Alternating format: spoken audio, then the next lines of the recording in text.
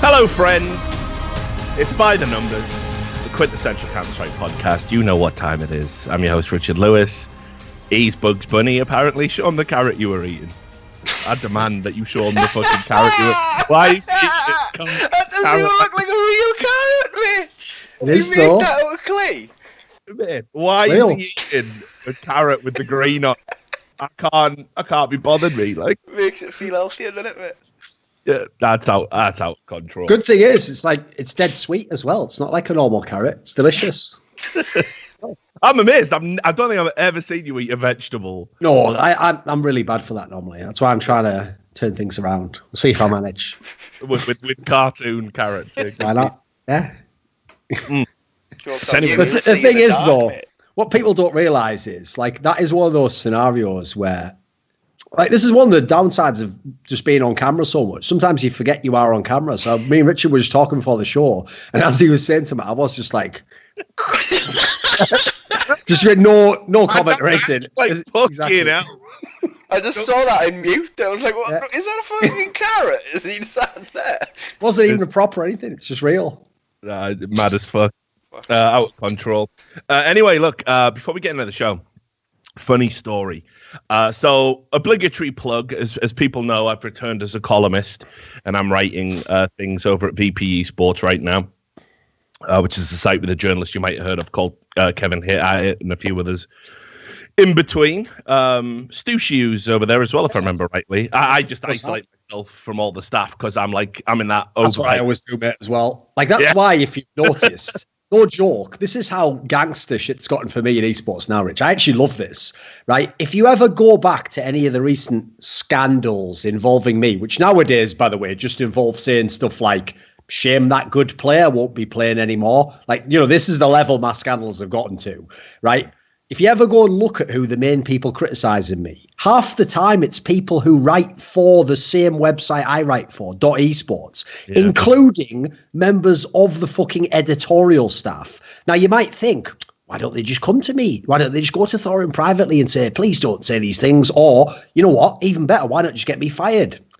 They've tried, Rich. They can't. That's the level of gangster I'm at now, where, because if I was fired from this site, the guy who runs the site, who's fucking just a legit businessman, by the way, because he knows, well, he'll just go to some other site and strike for them, won't he? He's like, but no benefit for me from firing him, is he? So what I'm going to do, you daft pants? Like, just shut up. Just straight fire, isn't it?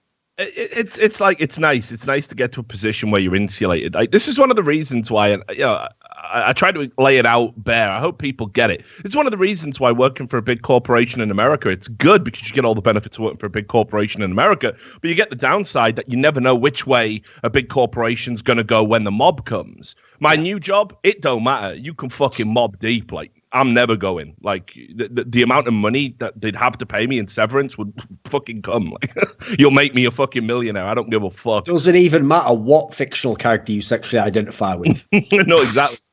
So, yeah, just fuck them. Like, you know, I'm not bothered now. Like, I'll say what the fuck I want when I want. And that's the position I've always wanted to be in. Because I think if you give 15 years of your life to, you know, making something, you get a say in it. And that's it. That's all I've ever wanted. So, anyway, here's the funny story. So I put this column out today, which is basically like a reiteration of what we talked about in the last episode of the podcast. It's called Don't Let the Door Hit You. Yes. This is where, because Splyce left, so we did that whole discussion about teams leaving CS, right? Yeah. So like, it was a reiteration of that. And in particular, I focused on Splyce because Splyce made this big announcement, and the owner of Splyce, that Marty Laserlips guy, came out and fucking basically, you know, sat there and did one of his narcissistic videos about, you know, he was trying to be, it's like Bane if Bane lived on a soy diet. Okay. Like, he's like, we give Splyce to you, the people, you know, like, it's like, just fucking demented in it, right? So anyway, I have necessary lips. Yeah, exactly. I have laser lips, and you think this gives you power over me? So anyway, I was like, fucking, you know, just laying it bare that, like, he has just made a series of incompetent decisions, and yet, you know, and it's there for everyone to see. I mean, you know, if they weren't incompetent decisions, one of them would have paid off. That's just how it works, right? Like, you can objectively see they were always the wrong decision at every turn. Yet this guy constantly writes about how, oh, look at what we've achieved with Splyce. Yeah, honestly, not that much with the money you've had, if we're being honest about it. So anyway, I basically put up some home truths. And one of the things I got told, I've never said this before, but fuck it, if he's going to be petulant like he's being right now, which is where the story's going. One of the things I pointed out in the article is I have had numerous Splyce players come to me and go, yeah, Splyce is a weird organization. I had to buy my own jersey. Like the jersey they wear. I had to buy that. Like, is that the great business model? Like, what if they don't buy it? Then so basically, he's just taken the Fnatic model. By the way, don't give a fuck, just going to say this. For anyone who's wondering why Fnatic created a load of gear instead of just getting a mega sponsorship from their own, they needed money. So what they did is they got you fools to fund them making you a mouse with your money. Like, it's actually one of the... I give them fair play. That's pure gangster that you can just run it like that. But anyway, the point is, in that scenario, the basic thing you'd expect from a business model is to make money. At this point, he just has to make money from his own players. He's like, if you buy a jersey, you can be in the team. It's like, all right, do I get money? Yeah, eventually. Now listen. You make, maybe he's pimping them. You get as much as you bring in. I give you half. Get at me, bitch. Right? And I'll be real here. Like, I've only been told it by like 3 or 4 players, which I suppose as a cross section of Splyce players isn't like them. So they might all be, they might have access to grind or whatever. I don't know. Who knows? Maybe it's a weird thing to make up, though, isn't it? Yeah, that's what I thought. And to hear it independently from so many sources, it's something I just always accepted to be true. Maybe it's true for some teams and not for others. I don't know. But I won't nail my flag to the mast and say I've done a thorough investigation. Maybe that's how it works, Rich. Because he was having the problems in CSGO, League of Legends was just all right. What happened was, if you just bought a jersey and said, I'm in Splyce, he just went, just run with that. And then he just had a load of teams in other games. Yep, they're my team. So here's the thing. So I did this article. I went in on a few people. I mean, like, I did call, for example, I like Ryu, and I really liked what Selfless were trying to do, but I did say they failed. I've got nothing against Misfits, and I said they were, pretty much garden or common incompetence. It's not like it was singling out. There's a lot of people. I mean, here's the thing. Obviously, they're not relevant now, but in the past, Echo Fox would have been in there. I mean, NRG's turned it around, but they would have been in. It's basically the same crop of people, and they all did the same thing. Get the wrong person in charge, have an okay lineup, but make all the wrong moves, fuck up a million qualifiers, and then either leave the scene, as half the names we just mentioned did, or hang around and just sort of be like, I'm going to invest the minimum possible. Yeah. So anyway, I put this article out, and it basically says, if you're the type of Babby's first, franchise GM fantasy man that like needs a benevolent dictator above you to basically guarantee your success, and you will not operate in games where there is a modicum of risk, like, we don't really need you in CS. It's one of the most long-standing, enduring esports titles. It is the alpha and the omega of team-based esports titles, maybe outside of Quake Team Deathmatch. It's going to be here long after a lot of these fads that you're espousing the virtues of have fallen by the wayside and died. That's pretty much the premise of the article. But anyway, as a result of this, he got in touch with VP Esports, this Marty Laserlips dude, and he said, he was scheduled to do an interview, and he has now rescinded. He's rescinded to do the interview on the basis that he will not help publications get traction. This is what he says. He will not help publications get traction if they let Richard Lewis spew a bunch of lies while stating in the article that I'm intoxicated. Now, here's the thing. I think I might have said, it's a hot night with a glass of whiskey, like trying to set the scene, like sure. Hemingway-esque, because I'm trying to elevate writing about esports to what I wish it was, like all those fucking loser game journalists I bag on. Yeah. I think that's all I said. But he's basically had a tantrum because I just pointed out that, maybe his org is pretty shittily run. And I will not let anybody who's ever drank alcohol write things like, fucking hell, grow up, you daft cunt. The thing about that is that's such a misplay as well of strategy, because here's the thing. In his position as the team owner, the best way to do it is do the interview with the site you write for, and on the very same site, he can, correct the record or whatever he thinks he's going to do. If anything, he can wreck you. Because here's the thing. They're not going to be like, Rich, should we just delete this whole interview because you said so? Again, you've only just joined. So if anything, it's could have been the player, but he's fucked it up and he's fumbled. And look, Laserlips, I'll tell you this, my soylent drinking friend, if you can get the top off. There is no way on God's green earth you are a bigger draw than Richard Lewis. Like, Garen fucking Teen. It's not even... Not for one interview as well, come on. Mate, not ever. Like, who gives a fuck what this guy thinks? Like, legit. No, but I mean, here's the thing, right? The reason it doesn't make sense is he has no leverage now, does he? Like, for example, he doesn't have a CSGO team, and he doesn't have a big CSGO team. In fact, he doesn't have any big team at the moment. Like, it'd be one thing if you had, like, Astralis, and you were like, we're going to be winning a lot of tournaments, and we'll never do interview. Right? You can at least make them think about it then. And as I've suggested, by the way, by my story at the beginning, sadly for people who wanted to do that kind of like Game of Thrones style move, those days have gone, boys. Like, you had to get that done like 3 years ago. And listen, I'll tell you, like, you can hang out with all these Johnny-come-latelys who think they got a fucking good handle on esports and a good network because they started some little agency and they're all high-fiving each other about how great Fortnite's going to be for the business and all this other stupid bullshit. And they're repping players and they're repping them into the ground, making them sign terrible contracts that behoof the fucking developer and very few other people, right? You can hang out with those guys. You will never be a big draw in this industry. You're just another guy passing through. You ain't even close to a fucking life, and no one gives a fuck about your opinions. Like, legit, take the L, cry about it. You'll be all right, brother. Right, so let's get into the fucking show. I am Sydney, my friend. I am Sydney. I'm going to start with the winner, and we usually don't do it that way, but I immediately had the fucking FaZe fans on my back because I said in the last episode, FaZe will never win another trophy with this lineup playing the way they're playing. Now, I'm going to just put this on the table, and people can be upset about it if they want, but it is the stone cold truth. This is the worst performance by a tournament-winning team since NIP won in Cologne in 2014. Oh, that's the most ridiculous part, Rich. The people who are working backwards from the win... I'm going to go ahead and say I normally get mad at people who use this line of reasoning, right, to dismiss other opinions, where they say, if you disagree with me, you must not have watched the games. No, this is the test case that if you think that FaZe was like in dominant form 8, you didn't watch the first 2 or 3 days of the tournament because they were almost out of the tournament like fucking SK from that no-name Australian team who will never do anything else again. You will never see them again in your life. Like that. Like this was like it was one of those mad scenarios where you're this much away from going out in a horrific fashion, and then because you don't, that lifeline somehow then yes, fair play, you parlayed that into the win. Right, let's. It's really bad. I agree. I thought it was terrible.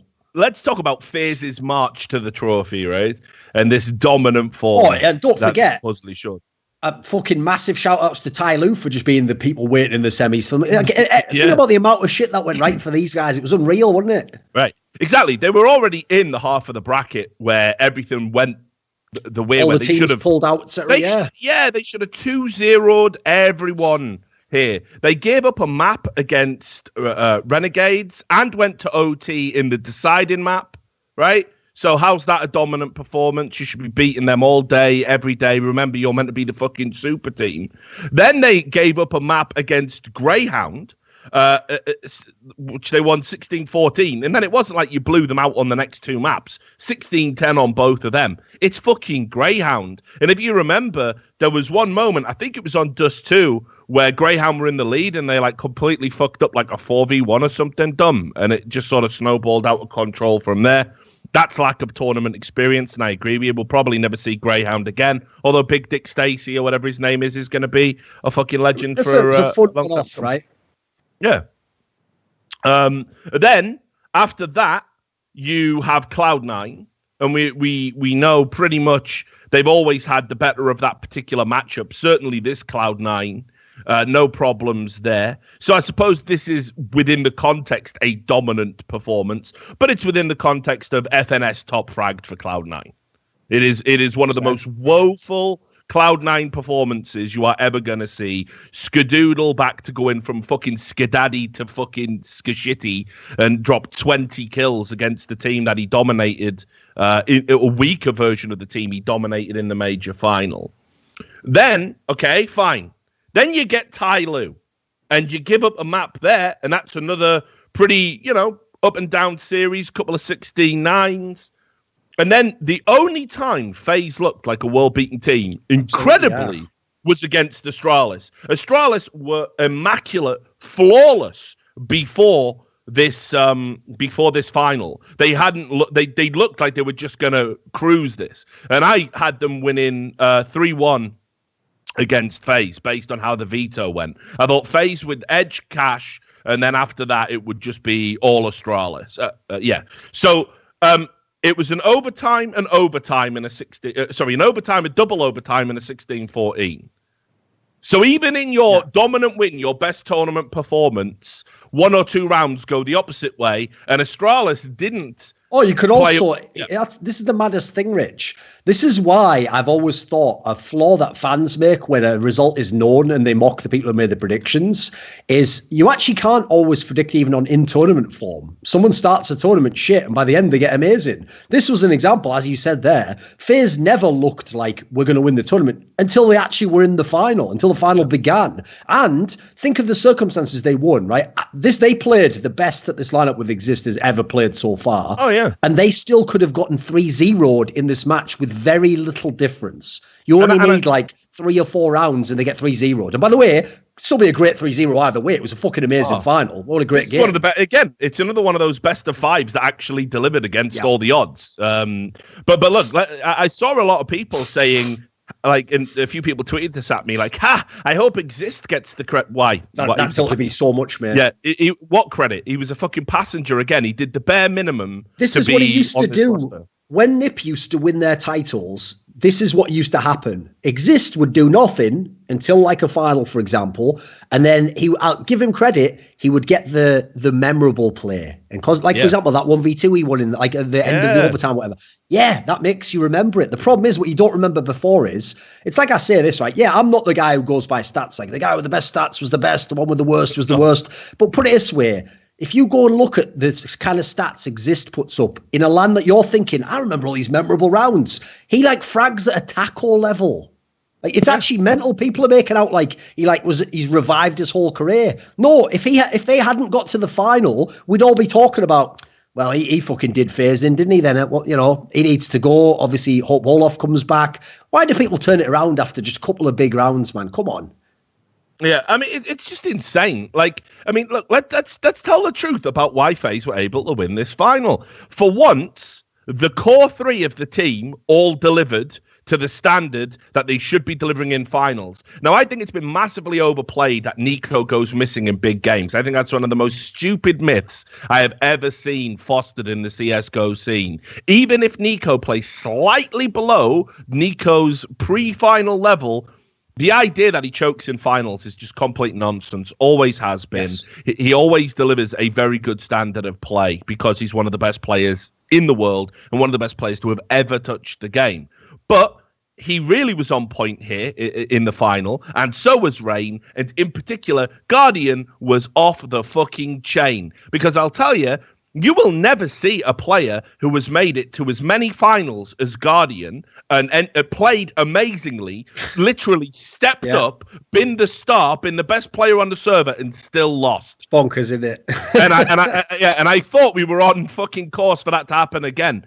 Like, Guardian is one of those. I don't know how he does it because he's not like an egotistical, big swinging dick kind of player. But every time there's a final, he seems to deliver. He seems to turn up and find an extra gear. We'll definitely remember Guardian whenever he decides to retire, whenever that is. Like, is probably the best AWPer CSGO had. And at this rate, he's going to be one of those guys where you'll have to tell all the future generations, like, don't look at the trophies. He's like the best player, not to have won, however many 20 trophies or whatever, like he's unbelievably good. Yeah. And also, like, in line with what you're saying, the thing that's really weird about him is, he's a super unassuming guy. But I think that's because he goes the other way. He's the guy that somehow, like, doesn't seem to worry about stuff, and therefore his levels maintains like at a very high level, and he just can kind of just play. Doesn't seem like he has to be pumped up. That's why the big mystery forever in CS:GO for me will be what the fuck made him just go off the boil in that Na'Vi team when he was with Simple. Because you look at Simple now and you look at Guardian now, just those two guys alone would fucking tear this scene up. Think about how weak the scene is right now. If you had Guardian at this level and Simple at this level, All you need is everyone else just do the basics of team playing, get the fuck out of their way, and they would destroy this scene. It's mental, isn't it? Yeah, I know. It's crazy. But for whatever reason, I mean, just to counter that, Guardian obviously wasn't in I don't think Guardian enjoyed playing with that version of Simple. Now, somehow, I don't know what happened to Simple, but he's had, I don't know, he's had the fucking eyes glued open, Clockwork Orange style, because he's, at a point now where he's, too nice. I've just won FPL. Look, I am giving videos of him feeding children. Oh, come on, one more. Here's the little airplane. The community have bagged on this guy. And look, Simple did do some fucking whack shit. I mean, we all. I told everyone, okay, the best example ever, because every other scenario in esports, right? I could get you an alternative side to it. I could give you a different rationale. All I'm going to say is this: there's a clip out there. Go look up Simple Toxic video on YouTube, and there's a clip. I've said it before. There's a clip on FPL where Freiburg is streaming. I think it's 2 years ago, and Freiburg runs along, and Simple runs up with a deagle on Mirage T side, and just gets a deagle kill, and Freiburg goes, "Nice, Simple," and he goes, "Shut up, old." And then you go, fucking hell. Even Freiburg's just going, what the fuck? He hasn't done anything. It's so unreasonable. There's no possible logic behind what's just happened there. Yeah, he was out of control. So unreasonable. No, I mean, people forget as well, straight scamming his own fans. You name it, all Simple did it. Fucking dynamite, mate. Yeah. It's not even high level, espionage or something. He's just can I have the knife? And then they give him it, and they're oh, but can I get it back? No. Who is this? That's all level. How you know this? You've got the knife. You dumb cunt. If this was Riot, he would have been incarnation button 10 times over. Come on. I was going to write a column about this. It'd probably be my next one, unless Laser Lips tees off, in which case I'll just go deep on him again. But yeah, why not? But it is interesting, isn't it? How in other esports like Overwatch, again, I use the term very loosely for Overwatch, but in competitive games like Overwatch, esports like League of Legends, even Dota. Well, actually, that's not kind of true. Although there have been a few people kind of suspended and stuff. It's just really weird that it's on these new wave of esports, at least. So I'll discount Dota from that. It probably is an ignorant thing to say, because that's more match fixing that people get suspended for and throwing games. But it is interesting that in those environments, we would never have seen Simple. Simple. He would just be banned. He just wouldn't be playing. We just would never see him. And clearly, he's a reformed character. It's inarguable that this whole meme about New Simple, hashtag New Simple was a meme for about 2 years, because he would say, I am reformed and I'll be different. And then he'd go out and do the same shit. You can see the proof is in the pudding now. He's always coming out and saying, I can do more. He's always standing he was a 17-year-old kid. Yeah. Yeah, exactly right. And this is what I mean, though. It's it's kind of interesting, isn't it? What's the statute of limitations on making a mistake? What's the statute of limitations on being a cunt, even? At what point? I've said this many times. We're entering into a society where your past will always be your past, and you can be held accountable for something you've already atoned for, been punished for, apologized for. You can be held accountable just as soon as new people discover it. So let's imagine a world where CSGO, I don't know, blows up tomorrow and even bigger than it already is, and mainstream journalists, who we're going to talk about a little bit later at the end of the Sydney section, come sniffing around, and they investigate Simple, and they find the video of him calling German people derogatory terms, and they realize that, he actually scammed all of this is people we know.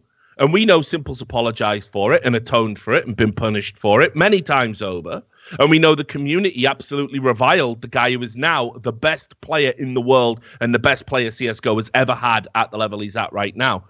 But you'll never get free of that stuff. It's the days where it was that's in the past, just let that go. That doesn't exist anymore. That doesn't exist for anyone anymore. As soon as a new group discovers your sins, they will be outraged about it and demand that you atone all over again and apologize all over again and be punished all over again. You will never get, in the current climate, you will never get to have a future if you ever had a dodgy past. It's fucked up. Yeah. No, I mean, not going to add about that. Well, I mean, the worst thing for that, in my opinion, is the fact that this is what tilts me about those other games, because everyone, it's one thing, right? If it's the person who gets punished, and then, yes, for understandable reasons, since their game developer runs their fucking esport, you can never then be like, oh, well, you've let me back, but by the way, that was really unfair the way you treated me. No, you must forever peddle the lie that you deserved all the punishment and that everything was justified, and you must always claim that it actually worked and they did rehabilitate you and heal you and make you a better person. And unfortunately, everyone else remains silent because they go, fucking hell, I don't want that to happen to me. So they're now all complicit in creating an atmosphere where someone could believe that. But I actually think Simple is a perfect example of this, because Simple was not reprimanded by anyone.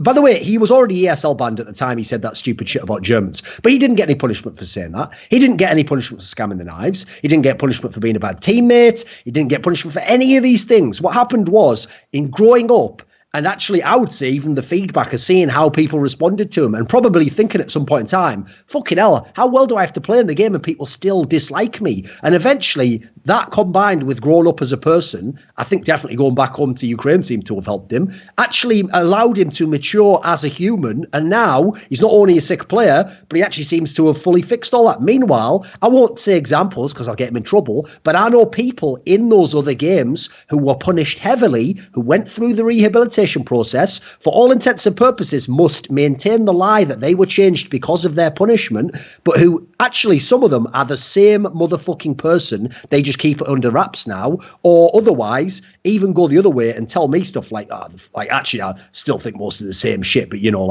I'll just keep it within the team, or I just vent it elsewhere, like that's actually a worse society to live in, where the guy never rehabilitates. He just learns, all right, wait a minute, technically you can't actually know who I am as a person, so I just have to not tweet the thing, right? But I can stay the same person. It's actually better. It's the same argument for why free speech is awesome for opinions you don't like. When they come out there, people actually combat them, and now there's a possibility to engage with that person, maybe change their mind one day, maybe win them over, because ultimately the esport is going to be very weird, because since there's no physical component, there is none of that weird shit where like being a man just physically puts you a level ahead of the other players. That's why you get these 16-year-old phenoms who literally skill-wise are better than anyone in the entire world. It's mental. It doesn't matter how well you're rounded you are, they just have better skill. Well, the problem is when you have a load of 16-year-old guys who've just spent the last 3 years indoors playing games 14 hours a day, they're going to be mega socially behind maturity-wise all the other people their age. And I already know 17-year-olds who are normal people who are out of control and things go off the rails.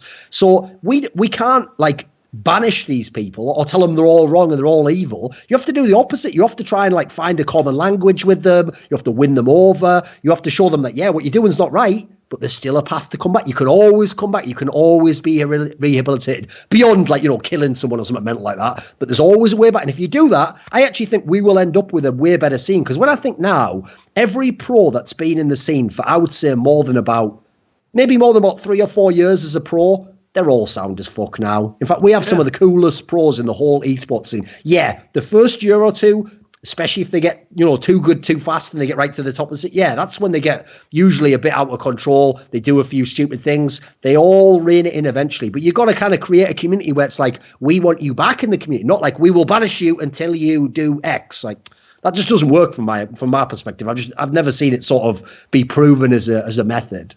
Yeah, well, exactly. Like, just goes on to build up resentment. And if you're isolated from people and resentful, obviously your perspective is going to be slightly fucking warped. Doesn't matter what we're talking about, whether it's esports or anything else. You can't just push people out on a fucking criminal island and say, right, you stay there until you're ready to come back. Well, what do you learn while you're out there? And what's really interesting is, I remember Riot Light making that point as to why he would never have like low priority queues. R.I.P. Riot Light. Dicks out for him. Yeah, definitely. Burnt into my brain. I have deleted those Skype logs, don't worry. That's one of the only times, Rich, I instantly deleted the Skype logs. I just couldn't live knowing that might be found one day on my PC. No problem, right? But right. Right, and then you're just tweeting people with fucking hand marks on their ass on your Twitter feed. So what's wrong with that? It's straight wild. I don't fucking diminish and silence their voice. I celebrate women in the female form. That's good for you, brother.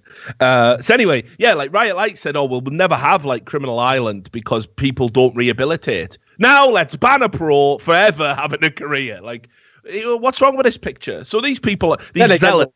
I mean, I understand why he was saying that, because as you've seen with the current trend in politics, whenever someone is really against something, it's just repression and projection that they secretly want to do it. So obviously Riot Light was like, go to his keyboard and he was like, the thing about these filthy, degenerate, sexual,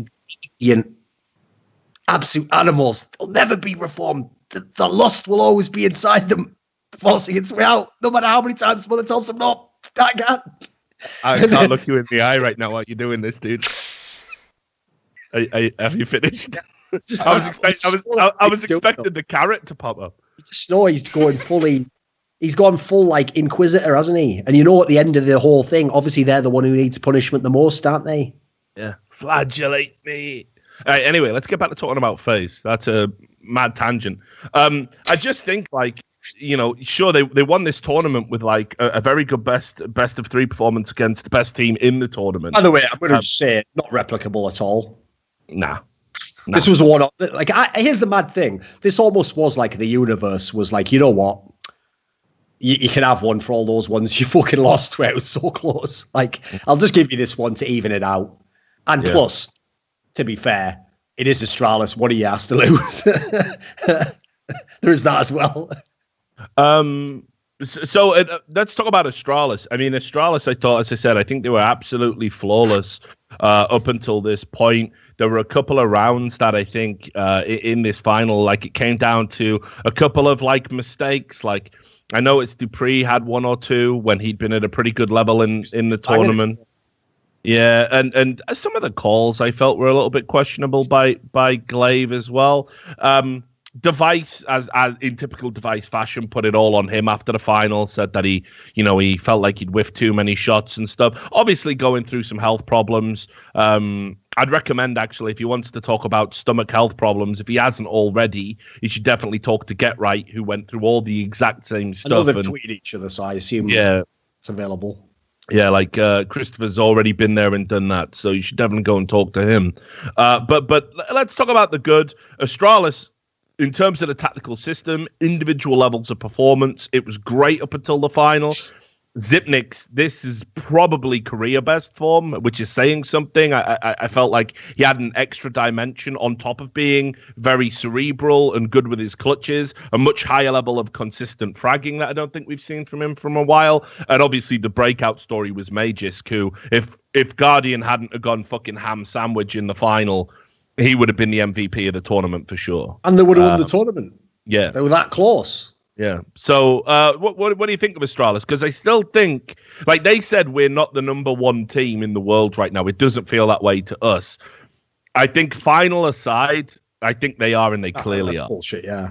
No, unfortunately, they have to say that because they are a team who have had a history themselves of letting themselves down when they're like their problem is they've done the same as FaZe has done. Not only did Astralis like lose, like this is the key differentiation, okay, between the pre-Glaive Astralis and the post-Glaive Astralis. The pre-Glaive Astralis, when they choked, would be like they played the other best team in the world and the other best team won, even though, yes, they were capable of beating them and maybe beat them in another tournament. The difference between the post-Glaive Astralis is some of their letdowns are the ones where it's like, but you already beat the team that you needed to beat. So you beat SK Gaming and you used to Optic in the E-League final. Yeah. You beat, some other, like in this tournament, you beat out the teams that were really hard to beat, Mousesports, and then you get to the final and you lose to the team that, has been shit at the tournament. And now it's supposed to be a free win.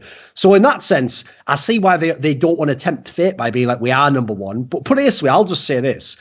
If CS was like the stock market, this is where everyone else would be going, fucking sell my Astralis stock, actually. Maybe they're not as good. And I'd be going, you know what? Perfect time to buy in. Get me as much as you can. Because if this is a loss, if you can only lose all the maps that you've played by like OT 16-14, if it takes the other team having like miracle shit happen for them to win and winning like every 1v3 clutch seemingly, I'll take it all day long, because that's what it's took to beat Astralis. I mean, the mad thing about this final was they would either have a round where it all went wrong and it fucked up, and then like 2 rounds later, they'd have a perfect round. They'd do exactly what they were doing before, like some flawless like map control into like a perfect execution, great play out of the 1v2. The number of times they were in favourable scenarios. I mean, that 1v3, that exists, one, or it might be a 1v2, I can't remember, but that's like a perfect example. They'd done all the hard work. They'd made all the sick like 2-man CT players off each other. Like that's why, for example, the Zipniks looked so amazing. Because the thing about Zipniks is, for me, is if you ever watch his POVs, he plays the same if he gets 10 kills or he gets 30 kills, because he takes the right angle, he plays off his teammates well. So it's like he relies a little bit of luck, but also if his teammates do well off him, then he just eats up. So there was so many times I saw he would just have like 3 angles on people's heads because, you know, the other guy was baiting him out correctly. That's something Astralis looks unbelievable on. The communication in this team is at a level I don't think I've seen since like that Fnatic team in 2015, where they seemingly just make players like telepathically off each other that are unbelievable. And so as a result, I realise why to some fans they might go, are they the best? Because you don't actually see like mad highlight rounds all the time, but you just see that's why everyone was so scared coming in this final. They looked like they just cracked Counter-Strike. They just solved it completely. Because in the end, one of the stupidest details about CSGO is, yeah, if you have super aimers, you can do any angle and you can win that fight. But the dumbest thing about Counter-Strike is the basic principles. Like if I can get a 2-on-1 against one man that you have, it doesn't matter how good his aim is, does it? In theory, if I have 2 good players, one of us should kill you. That's why those principles will always apply. And if you can make them work like Astralis is right now, you see what happens the times when the other team doesn't come with a sick performance.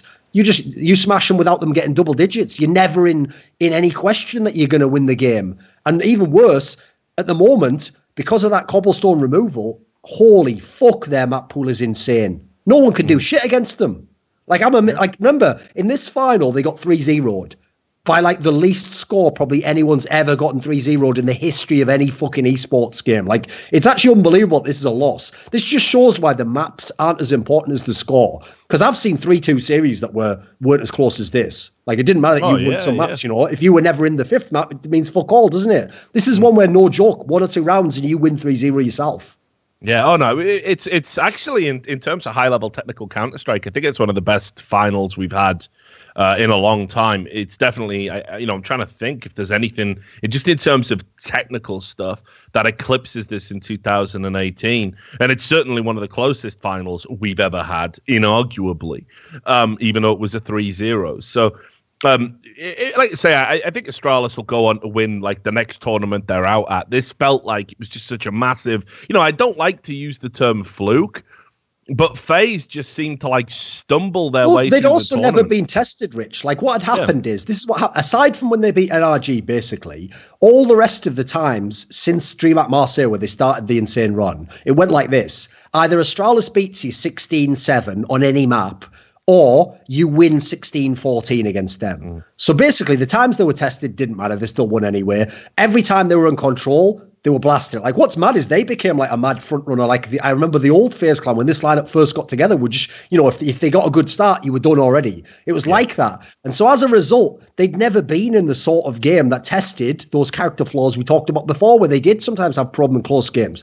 Now, that's the reason why that's not as bad a thing is, at the moment, it looks like very few fucking teams can put them in that position. I mean, look how they dealt with Mouse and Fnatic, 2 of the most consistent teams we have in this scene. And they're just cruising past these guys every time. In fact, now, those teams who looked like some of the most consistent, really well-rounded, they're like trying new maps and shit against Astralis because they've run out of ideas. That tells you that a team's like shit scared when they're like, I won't even play my own best map. I won't even pick this map right into you because fuck, I need to go for some weird map, even though I'm supposed to be, in terms of Mousesports, top 3 team in the world. So I have to say, excluding the final, they still look absolutely incredible. Like I would put all my money on them to win the next tournament. So what about Mousesports here? They had that run where they made it to the semis. Had to play Astralis, which was unenviable. They got blown out on 2 maps by Astralis. Had to win their map, Inferno, or in overtime. Actually, no, that was Astralis. That was in the group. They play them again later on in the semis. Yeah. So that's why I'm getting it mixed up. So, a lot of people have been sort of talking about, Mousesports, like they've hit their level, they've hit their peak. They're not going to be able to go to that extra dimension and start picking up some tournament wins. I don't know if I necessarily believe that. I think they had like a real tough run. Again, as everybody up in that Astralis side of the bracket sort of had to do. And I thought they had some pretty decent results here, and they look good. I'm thinking the 2-0 over G2 was, comprehensive. Do we feel like Mousesports have stalled and plateaued, or is this roughly whereabouts they should be? Here's the thing. The reason why I always loved that tagline of the poor man's FaZe is because I even feel like in terms of win conditions, they remind me of that, because they play something of a loose game. They have a bunch of fraggers, all different types, just like you have in FaZe, and therefore you have all these dangerous weapons. And if a couple of them turn up, you've got a mega chance to win the game.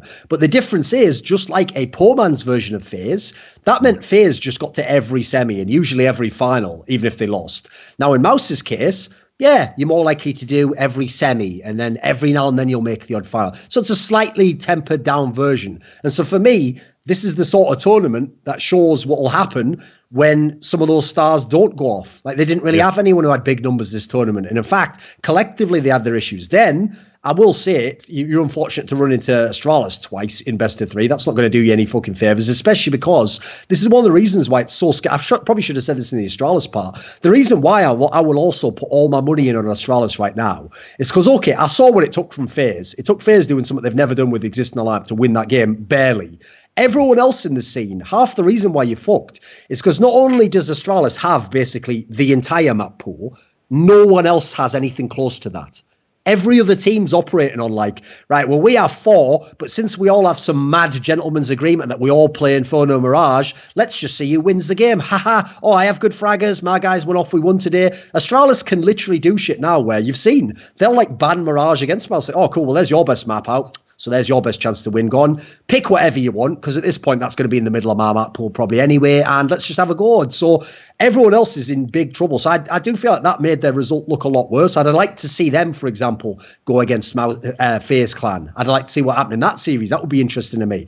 To me, Mousesports still a rock solid team. I do think them and Fnatic winning those titles, I think they were kind of placeholders. I think there's a world in which not only do they not win those titles, you saw Fnatic barely beat FaZe themselves, Mousesports barely beat Na'Vi. There's a world in which they don't win those titles, but you know what? They made hay while the sun was out. Unfortunately, there is a fucking eclipse coming now in the shape of Astralis, so you're probably not going to win many more titles, but you can still be a very respectable team, and I would put money on Mousesports to get some more top 4s, some really nice, and you know what? On the right day, they could probably do what FaZe did here. It's going to be fucking hard. Yeah. Let's talk about G2, because then we can segue into a piece of news off the back of that. As people who saw last week will remember, and if you follow my Twitter feed, I was pretty jacked up on the idea of NRG coming into the tournament and surprising a few people and showing that this team of, young players could hang with the big boys. They had a very good best of 1 against Astralis, eventual tournament winners, where it was an overtime win for Astralis. And they had a best of 3 against G2, where really NRG should have they should have beat G2 here and eliminated them from the tournament. Inexcusable mistakes, really. They lost their map pretty heavily. That puts you on the back foot immediately, but fair enough. They battled incredibly well on Nuke, hung in there, eked out a 16-14 win.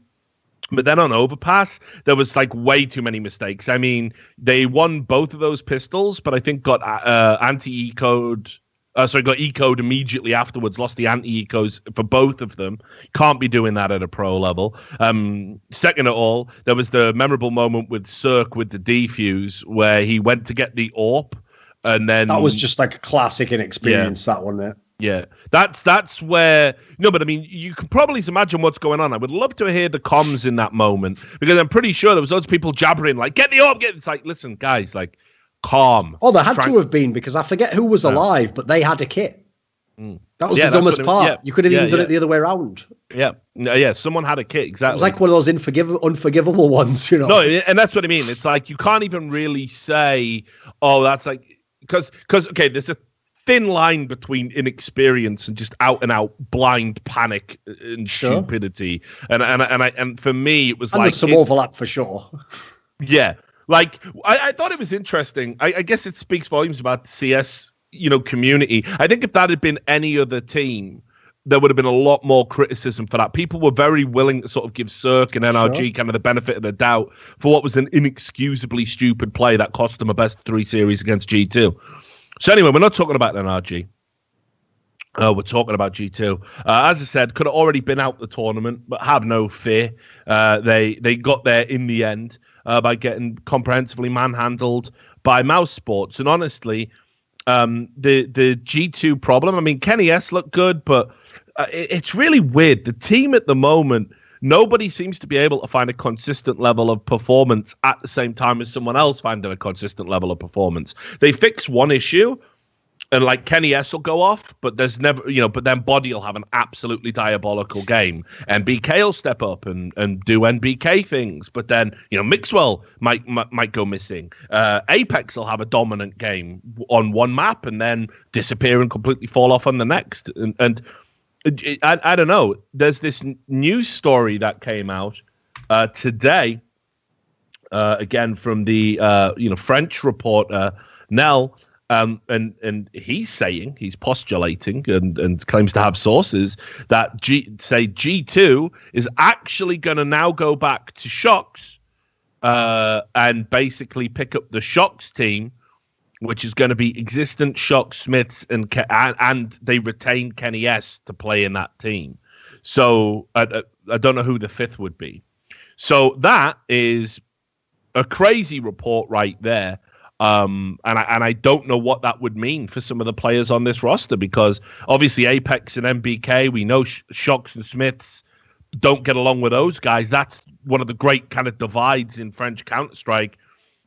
But and I think overall it's weaker in firepower, but you do get the Shocks and Kenny S duo again without the noise of people maybe arguing and not getting along. So what did you think of G2's tournament performance? And do you think dropping that team is warranted based on that performance? And then is picking up this team, should that be true, an upgrade?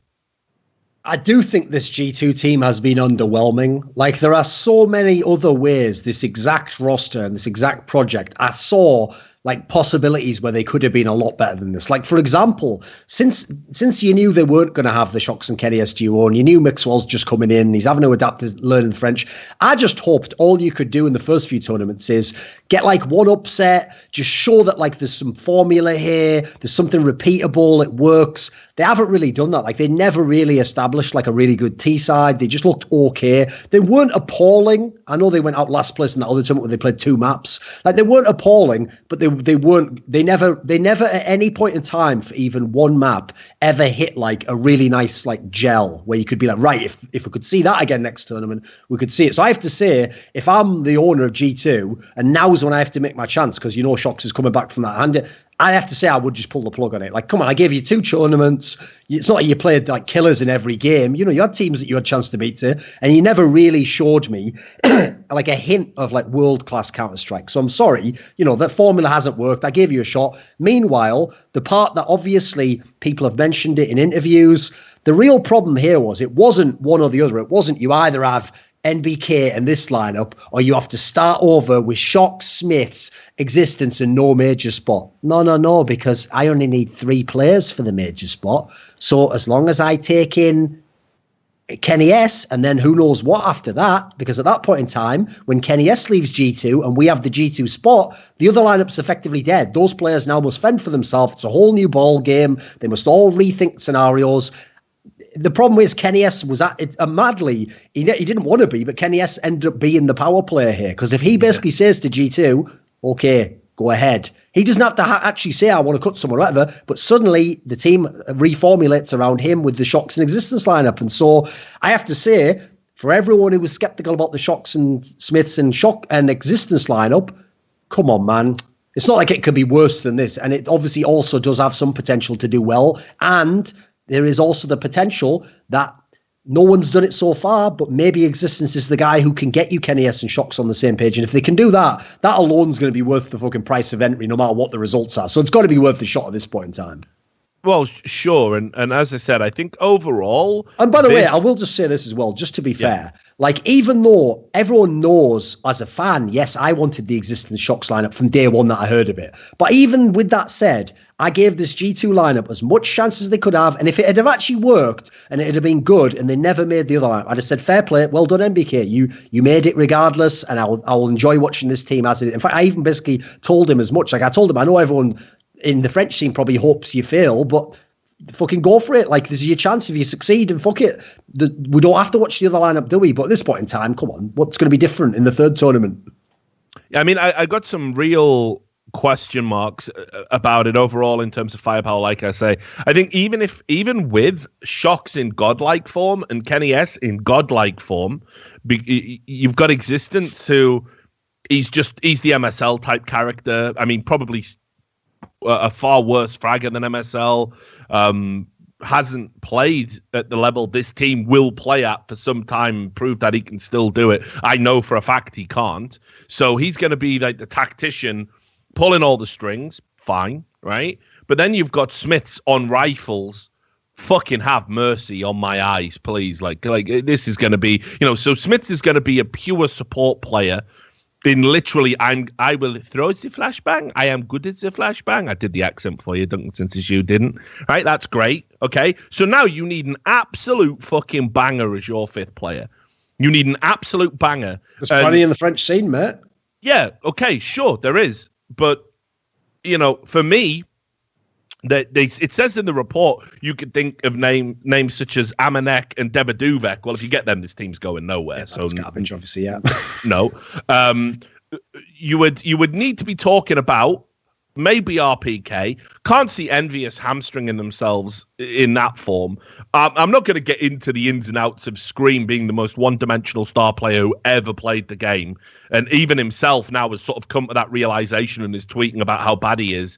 And yeah, you need to work on reinventing your game. The one-taps are great for highlight reels, but you'll have one good game every 5 or 6 maps that you play. Yeah, but this is another thing. That's another player that you then tie a string between him and Existence, and now it's on Existence to make it work. Here's the thing. How can Existence teach him how to actually, move away from the style he's ingrained into his brain, though? Because the key for me, and this was never the case in any team Scream ever played in his entire career, is in this team, if you can get Kenny S and Shocks to a good level, he doesn't even have to do that much anymore. Like, we're not talking about we need him to be like a reliable star player, always play this spot in a reliable... No, he could even be the fucking wild card that you're like, you know what, if you want some freedom, you do a bit of this. Because the great thing about this team is, unlike so many other teams, and there's so many other teams in the French scene, nobody is giving up the role they would choose for themselves. And they all fit the roles that they have traditionally been good at. Like, obviously, Existence is the tactician. Obviously, Kenny S is going to have the AWP every round and get set up to take his AWP picks. Obviously, Shocks isn't going in first and is just going to sit back, take a million fucking 1v2s and win like 75% of... it all makes sense. I agree. That fifth piece is a bit more dodgy because there's no clear piece. And you are putting a lot of pressure on Smiths and Existence not to be so bad that you just ruin the whole concept. But... it's one of those ones where it's touch and go, but I could see a world in which if they can get the team aspect down, I could see it being a good squad. Because right now in the scene, I think that's one thing we lack. Like, the reason why I actually have a lot of respect for this Fnatic team is they just look really solid as a squad. And I think that's enough to carry them. I don't even think they have much firepower in Fnatic, if I'm being honest. They've got Crims and occasional Lekroll, that's about it. JW does fuck all. Flusher barely does much nowadays. Golden does nothing. But that's enough to get you some top finishes. So... you add in the factor that this team has legit superstars. They've got Shocks, they've got Kenny S. I don't know. There's still a world in which I could see, like, you've noticed I do say about 4 things have to go right, but yeah, I wouldn't write it off, put it that way. Okay, well, let's just talk about the other potential fifth. It's the name that's on everyone's lips, and it's the youngster from France, ZywOo. We've talked about him on the show before. He's obviously... ruffling the right feathers. He's already had the cheating allegations and the dodgy clips come out like every, good young player has to go through. He has had some ridiculous clips. Yeah, I'm not disputing that. But again, they did this with Rops. They did, they did it with Stewie 2K. For me, it's not like he ain't proven himself. Sure, these aren't top tier lands, but he's hung. He's hung with Godsent. He was in that Imperial team. where, you know, if I remember rightly, he fucking beasted Godsent in one series. They're experienced pros. You know, he can bang. He can bang at the tier 2 level. The question is, can he still bang at the tier 1 level? And he's 17, and he'll have existence and fucking shocks, and Kenny has to learn from. I can think of no better situation. I certainly hope that we're not going to hang on to this absurd notion that is peddled as if it is a matter of fact and context doesn't matter, that you must always go to school. Always. No matter what opportunity is laid out before you, getting an education first matters. And you're going to go, Richard, what are you saying? You're saying kids should go away and not go to school? No. If the likelihood that you're not going to succeed as a pro, if you are an average player, if you quit everything else, a job, school, everything, to chase the pro dream, that is probably negligent of you. If, however, you are one of the hottest properties in World Counter-Strike or any sport, and people are telling you, no, you must go to college, you must go to school, you must do this, you must do that. I've seen so many articles on like collegiate sports in the US where it's like, no, you must get the education, you must do this, you must do that. Like what? Would Wayne Rooney have been better off in football if he'd fucking like stuck in school and gone and got a degree and tried to be a pro player at 22 instead of being in the Everton team at 15 years old? Right? The reality is, like, this guy's got an opportunity that not a lot of kids have got. And if you're this good and people are this interested and want to break the bank and fucking pay you a super high salary, and you've got the opportunity to learn from the best in your fucking field, jump at the chance. I don't give a fuck what you have to walk away from. Right here, right now, if ZywOo can be the 5th and everybody's on board with that, he should take that chance. I don't give a fuck. Go back and sit your exams in summer school or whatever you have to do. Make this opportunity work, because you won't get another one like this.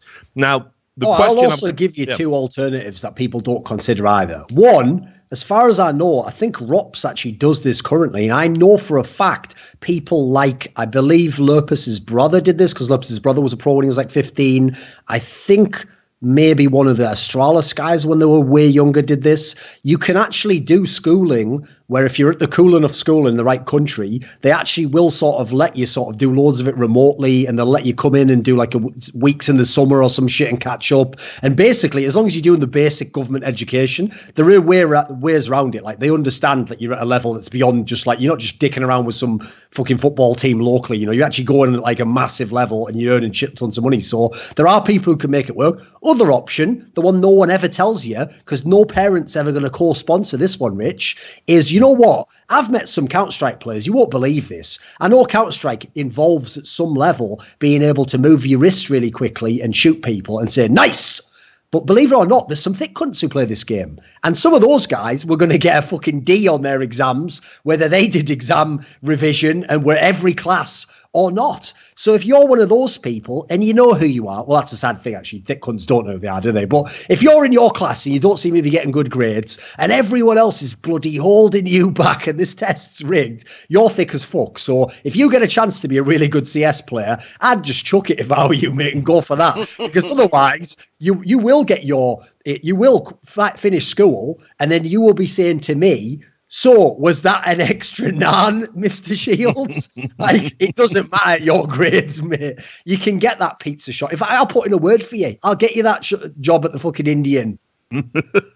But yeah, it's like, you know, so I think maybe it's him. Like, he's a lot of people are saying, but he's an AWPer, so he'd be stepping on Kenny S's toes. Kid can definitely rifle as well. I've seen that multiple times. And having somebody this good as a double AWPer, definitely going to put them fucking ahead. Yeah, so obviously, another reason why this has been done is presumably, if you think of the timeline of when people signed last year, like, contracts can't last forever with these teams. So unless he is actually the worst team owner ever, there's surely no way Hastro has his players on like 2-year contracts. So even if you don't get the right 5th now, how many months are you waiting before there is access to the other players? Like, before you can get a Kiyashima, before you can get RPK, before, you know what, if you wait long enough, right? Remember, think what NBK's options are now. Yes, for the first 2 months when he gets kicked, he's going to be salty as fuck. But then eventually he is going to realise, I want to be a top pro. So either I have to go and join Mousesports, which, by the way, totally an option. He's probably one of the most suitable players to go abroad. Otherwise, though, if I'm not going to do that, I either have to go back and throw my fucking lot in with Happy. I don't think he wants to do that. Or eventually, if this other team with Existence of Shocks turns out to be half decent, guess what? No matter what you think right now, if they need another good player and they're not quite at the level they want to be at, and MBK has calmed down a bit, as you have seen with Shocks and Existence coming back together, all things are possible in the French scene. The question is, are you desperate enough to need to do this move? Yes, it will be that move. Like, basically, get the meme ready now. It'll be NBK as fucking Loki in that Avengers movie or whatever, when he's like, you must be very desperate to come to me. So, I don't know why he's talking in that accent, but, you know, just do that, won't he? I mean, like, look, the reality is, first of all, to talk about these, the rise of the 2-year contract, mate, that's become a very real thing in Counter-Strike, especially with these sort of North American owners that are like, yeah, we know better about esports because we're so fucking mentally weak. We have to go to where franchising guarantees a success. You know, I'll tell you, I've seen a lot of agents as well, the rise of the esports agent, none of which have player interests at heart, pushing these 2-year contracts onto players, sometimes longer, saying, well, this benefits you. Well, no, it absolutely doesn't, because if you want to be a pro player and you want to play, then someone has to buy you. And of course, unless there is a specific stated buyout in your contract, then the org can just hold on to you and you will go down to streaming status. Think about like Nothing. Nothing has just officially left Cloud9. When was the last time we saw him play? I'm sure he would have liked to have played in teams. Before the player break. Yeah, but it was recently as well. Yeah, but it's not worth trying to get out of these contracts that they put you on. I will name you a number of organizations that have players on 2-year contracts, and I'll say this to any pro: do not sign a 2-year contract. Simply refuse. Do not make that your industry standard, because the game is too volatile and opportunities come and go. And teams change, and all of these contracts state the exact same thing. You're not guaranteed first team Counter-Strike. Now, if you can get a clause in your contract that says you will always play me as long as there is a competitive team at your org, sign 2 years, sign 5 years. Yeah, you're right, actually. That's the bizarre part about it, is I was just thinking about it there. I actually can't think of almost any scenario, right? Because here's the downside, right? This is what the player thinks. He thinks to himself, right, well, obviously I'm playing for a good team now, so I definitely want to play for him for a long time. And you know what? Yeah, you're right, Rich. Counter-Strike's volatile. I might not be as good next year. So obviously I want to be on the 2-year contract. No, you dumb fuck. Because if you are not good anyway, in that eventuality, we now have two options. Either you were not good and you weren't under contract. Okay, at least you can go straight to another team and continue playing and work your way back up. Or you were in a 2-year contract and you're not good anymore. Well, they're going to remove you from the team because you're not good anymore. And unfortunately now, when you want to go to the team that's at your level, they can't buy you. It's an 80k buyout. And even worse than that, you're in a scenario where they'll never sell you to a team that's as good as you from the same region, because why would I sell you to my rival? There's all sorts of scenarios where it doesn't benefit you in that situation. Oh. So as you're saying, the only way it would ever make sense is basically if you're a player who's not only amazing and know you will be amazing for 2 years, but has some mad extra thing like you're saying, like a clause that says I must always be played, and then maybe it's worth it. Because in that setting, even if the team becomes shit, you're still really good, you're always played, because there's so many scenarios this could go wrong in. And as bizarre as it sounds, when you become shit and they want to cut you, you actually want them to be able to cut you, because unfortunately it's hard to get back in those lineups. You see, it doesn't really happen. Yeah. No, but this is the other thing that people have got to... it's fool's gold, basically. You think you're getting something, but you aren't in the long run. There's no real way it plays out in your favour. But then players, right? So I've even seen some players were like, well, as long as I'm getting my salary and I can work on my own personal stream, you don't own that either in these contracts. You will be a streamer for them. You will have their sponsors on your overlay, on your private Twitch channel. You will not be building your brand. This is why a lot of the time you see these players get bumped down to streamers. They never stream. You're like, well, what are they doing? They're not practicing with the team. They are doing their minimal contracted streaming hours a lot of the time, because there's nothing out there for you as a streamer, because you can't go get your own sponsor. You can't have an individual sponsor, especially if it clashes with a sponsorship deal that, let's say, for example, Razer want to sponsor you, but your team's sponsored by Logitech. Kiss that money goodbye. I know plenty of players that don't even use the peripheral that sponsors the team. I think team peripheral sponsorships, while lucrative, are incredibly stupid and destructive towards pro player development. When you have to use a mouse you don't feel comfortable with, it's like going to a fucking professional football player and say, right, I know you love them fucking Adidas Predators, but here's some fucking Umbro shit stains because they're paying your fucking team a ton of money. You just wouldn't ever see that. That type of sponsorship should be on an individual level. So again, players think they're getting a good deal when they sign these long contracts. Happened at North, so it's not just North Americans that are doing it, but you want to sign for 12 months max, because that is pretty much, you will see the scene completely overhauled at least twice in a 12-month period. You will go from relevancy to irrelevancy, even if you're the best pro in a 12-month period. Your team can go from being the best in the world to an also ran at a tournament in a 12-month period. That's Counter-Strike. Locking yourself in for 2, 3, you're fucking yourself. So, yeah. Anyway, the other point I wanted to make talking about this French team is Malek, who was the coach for Envious. Now, I've said this about Malek before. Malek is one of the most underrated coaches in World Counter-Strike, like no doubt, because he fastidiously turns up with a playbook. It's actually reminiscent of Existence. So I don't know how this is going to work should these two people end up working together, which is intimated in this report. But Malek would bring reams and reams of playbooks, notes, analysis. He would sit up and watch demos like non-stop to give these tactics over. And then which in-game lead is he working with? It's Happy. So you have to try and get Happy to listen, like, oh, look, I've got all of this and all of this and all of this. And then Happy goes, yeah, but what I'm going to do is you 4 run over here and I'll just lurk. Oh, the sickest thing was this, Rich, because actually this is one of the first things when I got those research assistants, I set them doing, which is like, I don't want to watch fucking 80 Envious demos in online Counter-Strike. So unsurprisingly, I set those guys to work doing that. And then once they found the results, I went back, I checked the requisite games to make sure that they weren't talking out their asses. And what's mad is this. Do you remember when this Envious squad was first formed? They qualified for a bunch of LANs. They had that run in EPL where they made it to EPL over FaZe and Astralis, if you remember. And they had a bunch of things where online they would be good and they were actually like a top 10 team. And then on LAN, they would go out in last place. And I was like, how is this possible? And one of the conclusions I came to, which the research backs up, is that when they played online, I couldn't believe everything you're saying now, Rich, because when they played online, they played like a real team. They played with tactics. They did the correct calls. They emphasized their maps. They played the right way with the right roles.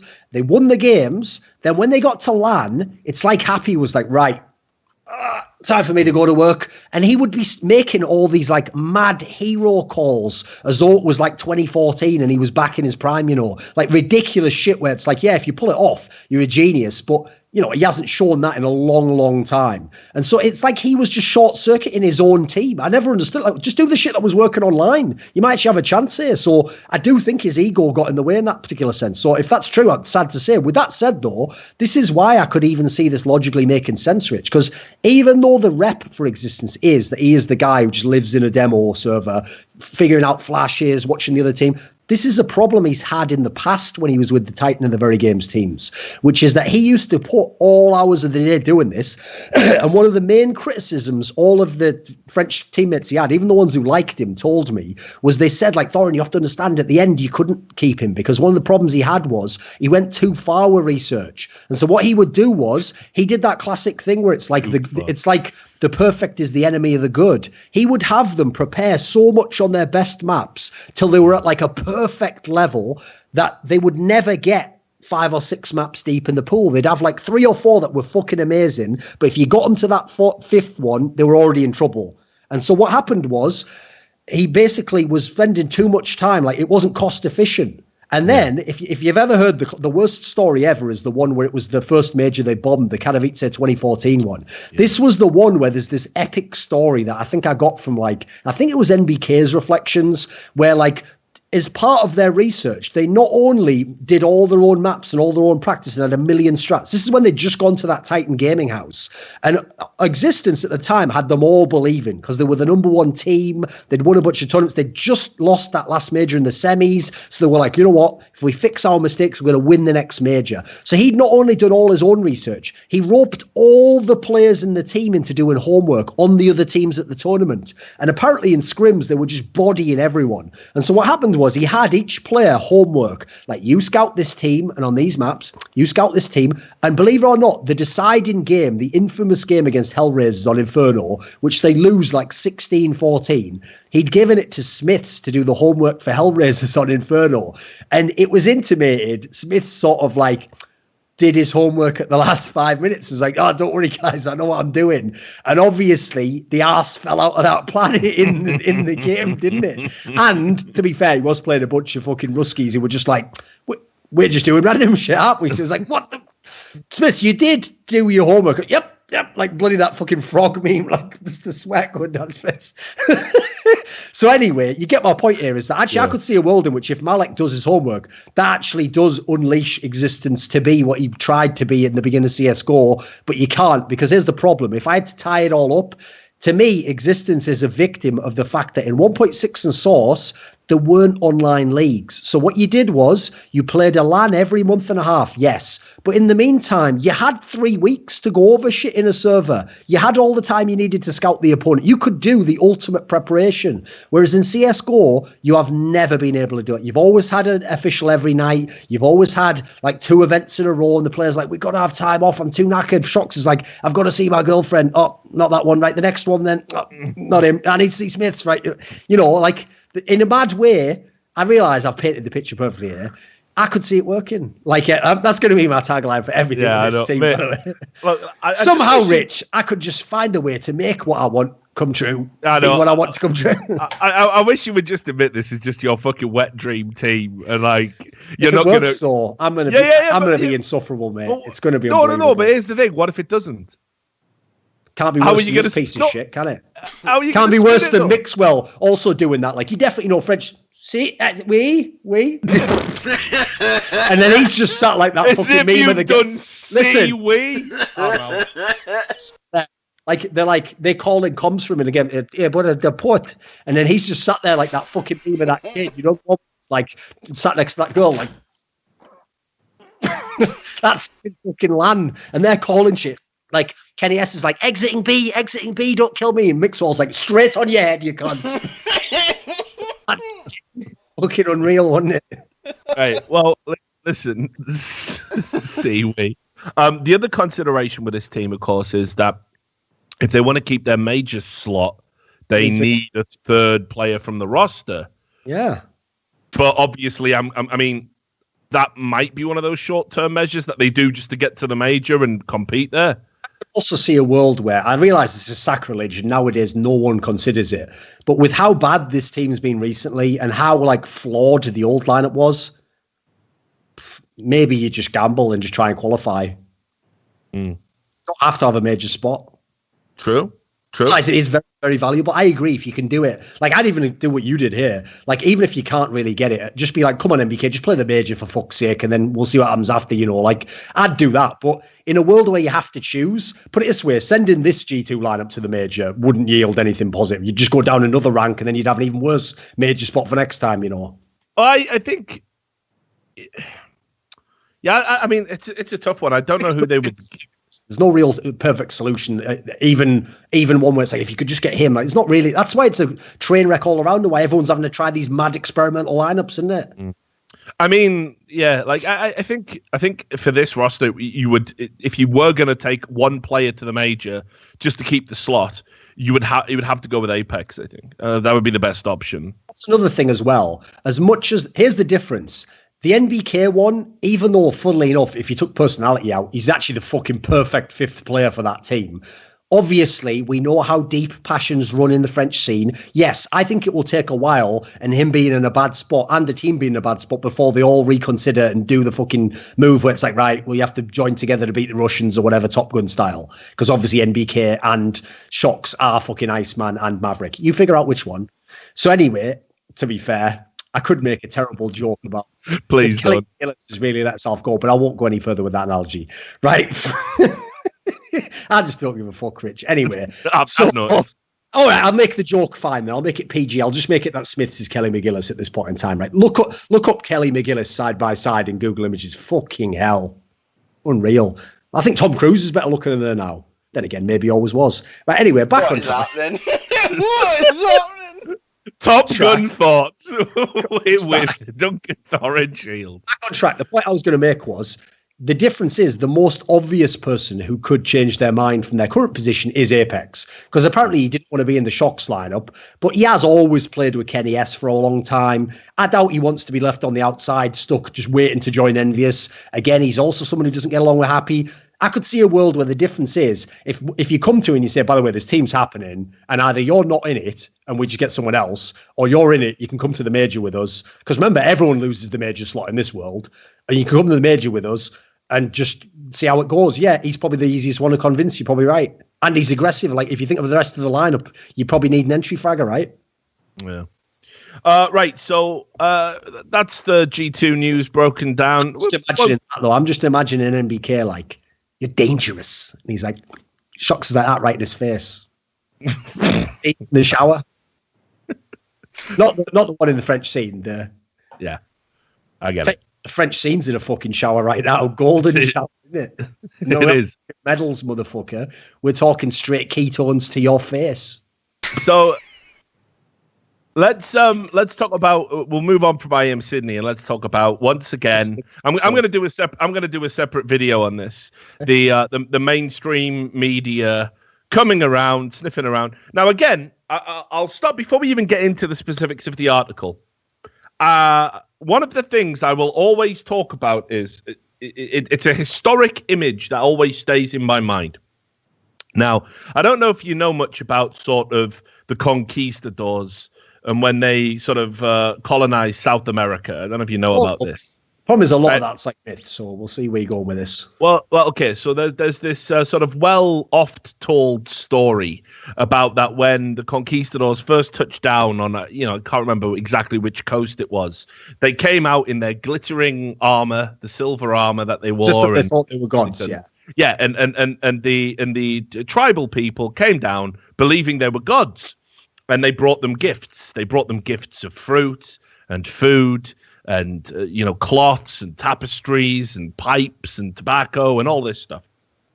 And obviously the conquistadors were the motherfucking conquistadors, and they didn't see a nice indigenous people trying to make friends.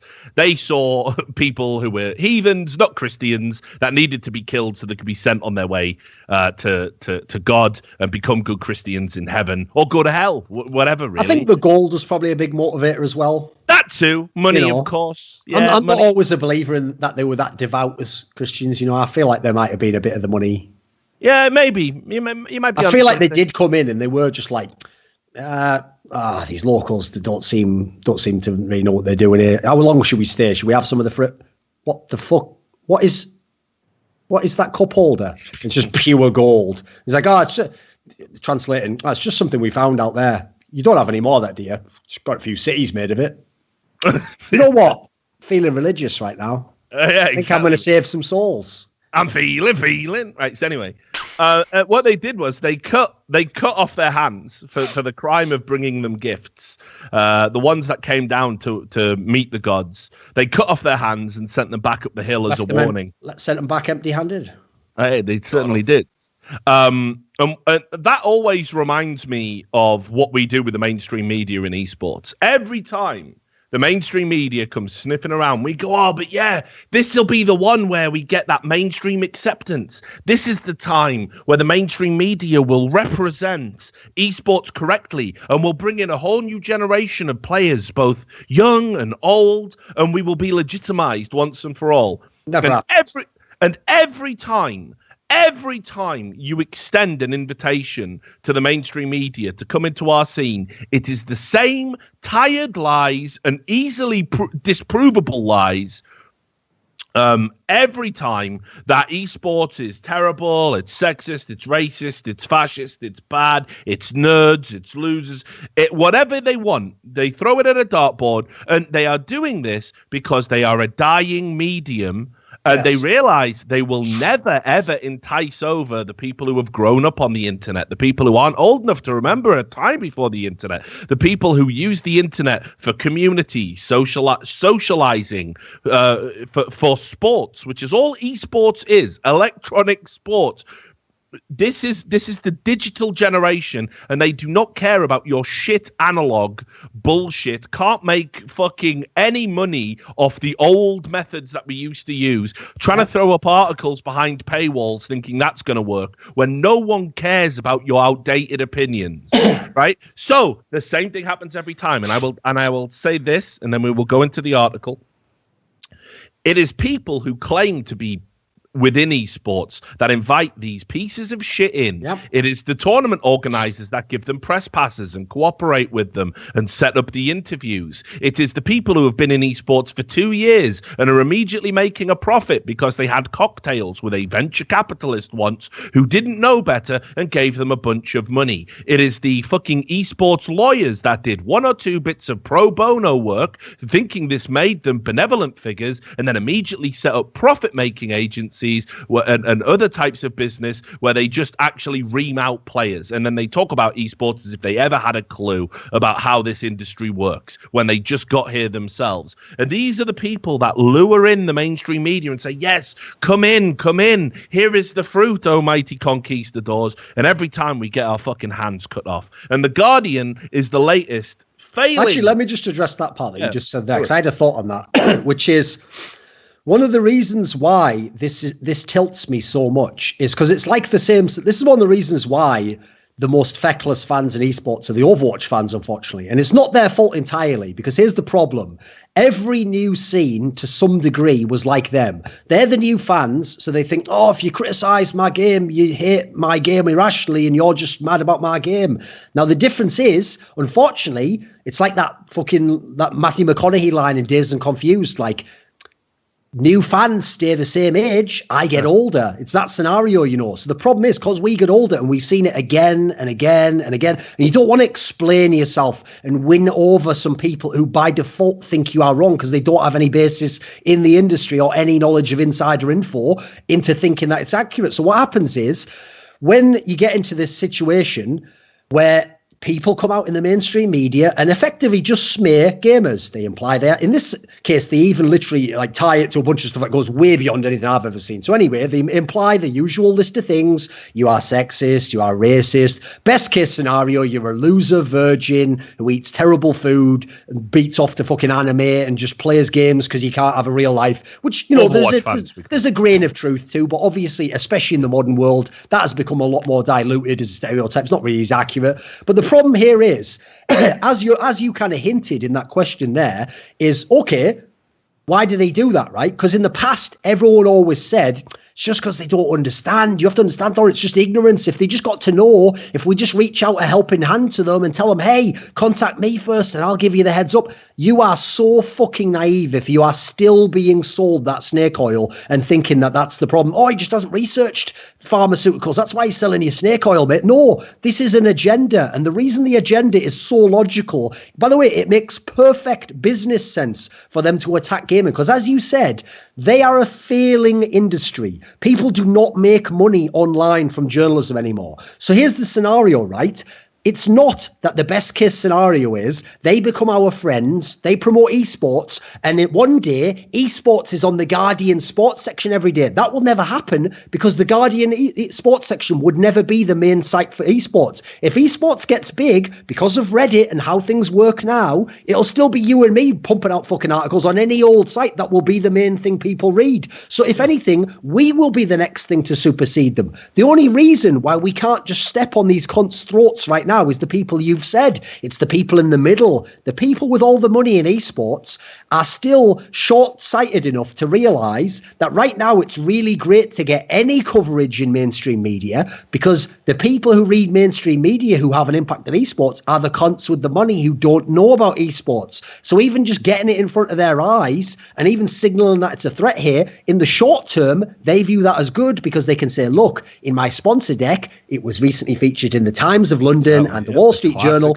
And so sadly, if they were just willing to have more of a long-term view and realize that if we just let this shit die and we deny these fucks press passes and a way in, first of all, we've got our own endemic media that you can build up to be way better. And secondly, when esports gets bigger, these fucks will just be gone and they will have no hold over us at all. Because I have to say, along those lines, how many times, Rich, off the top of your head, have you had an event or an event organizer either blacklist you or say, I won't give you a press pass? How many times do you think it's happened in your career, roughly? To me, got to be a couple of times at least, right? Often, honestly, where, you find yourself in and out of vogue with certain organizations. I mean, first of all, team organizations like MGOs, they all the time.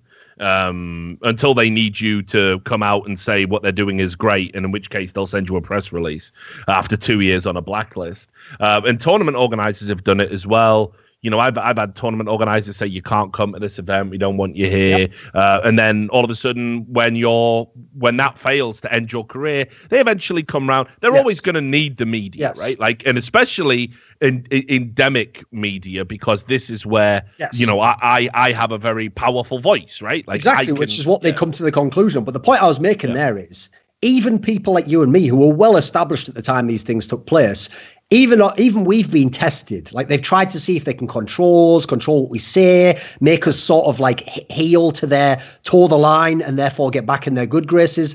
They never use any of these weapons against the mainstream media. So what happens is teams will have people use their players, sometimes indirectly as props, to make these ridiculous identity politics points. And they won't then say the next time the guy comes, I won't do an interview with you, or I won't take part. And they'll still allow the guy to do the interview, to take part, to feature something with their team. Meanwhile, me and you have been bulleted for way less from teams, from just saying the truth sometimes. Then you have events. So everyone will remember a famous incident for you and me was when this PC Games N article was written, which just essentially smeared you and me with lies, absolutely inaccurate. It wasn't even like a difference of opinion, just outright lies.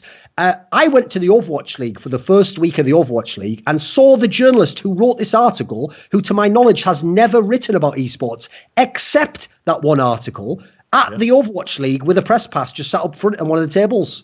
Yeah. Like, these people don't give a fuck. So in this scenario, it's us they're selling down the river on this one for the moment until and then it'll be themselves. Then it'll be themselves. Then it'll be themselves. Because what do you think, right? What do you think's going to happen? Like, do you think this write-up that I'm about to read is a good look for your industry? Do you think The Guardian is going to do you any favors by publishing this? So let's just go through and let's just look at all the inaccuracies and smears and lies. So by the way, before we start, just think about this as well. Unlike so many other stories you could write, this is one of the only ones I can think of where I'm amazed someone actually found a way to make this negative. What happened was ESL held an event in Sydney that was a blockbuster success, amazing crowd engagement, local people getting involved, the local teams even did well, some of the players, everything went amazing. Sports crossovers, every player saying I love it, it's like a second home for me here. Obviously a region which doesn't even get to feature in global esports often gets its own sort of stadium event, looks like it's going to be a long-term venue. This is literally the easiest paint by numbers story if you're the local journalist. Oh, wow, esports is on the map in Sydney. Maybe Australia will become a big player. ESL's event of blasting success. Maybe you even do some research and use some example. Like, meanwhile, DreamHack Las Vegas in America amazingly didn't have a good stadium. Maybe Australia will become a popular tourist destination. No, instead, they found a way with no scandal, no controversy, nothing negative mentioned by anyone to engineer, this is the key word, engineer and artificially crowbar in not just a negative element, which you're about to describe, but some absolutely disgusting implications that didn't even have anything to do with it, as you'll get to, I'm sure. Yeah. Oh, we will. So, I mean, first of all, the article's good because it starts with an inaccuracy.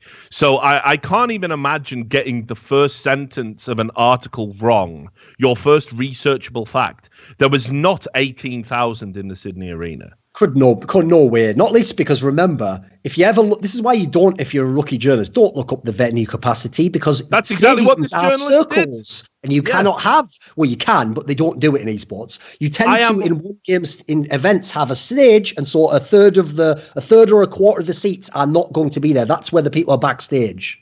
Mate, this is the madness. I am looking at a photograph in Alex McKinnon's article where he asserts the 18,000 you can see in this picture exactly what I'm saying, capacity stadium was at capacity, and I can see an entire fucking stand with no one in it. So how is even if it was 17,000, it's not 18,000. This motherfucker just looked up the fucking capacity of the stadium and didn't communicate with the tournament organizer for an official capacity. This is journalistic basics. This is journalistic basics. If you want to know how many people attended an event, you just reach out to the press office. Couldn't even be bothered to do that. So that immediately shows how suspect any of the writing is. We'll skip the next few paragraphs. It talks about, Counter-Strike and a bomb planted on a cache of chemical weapons. They love that, don't they? Presumably killing thousands in a weapons cache.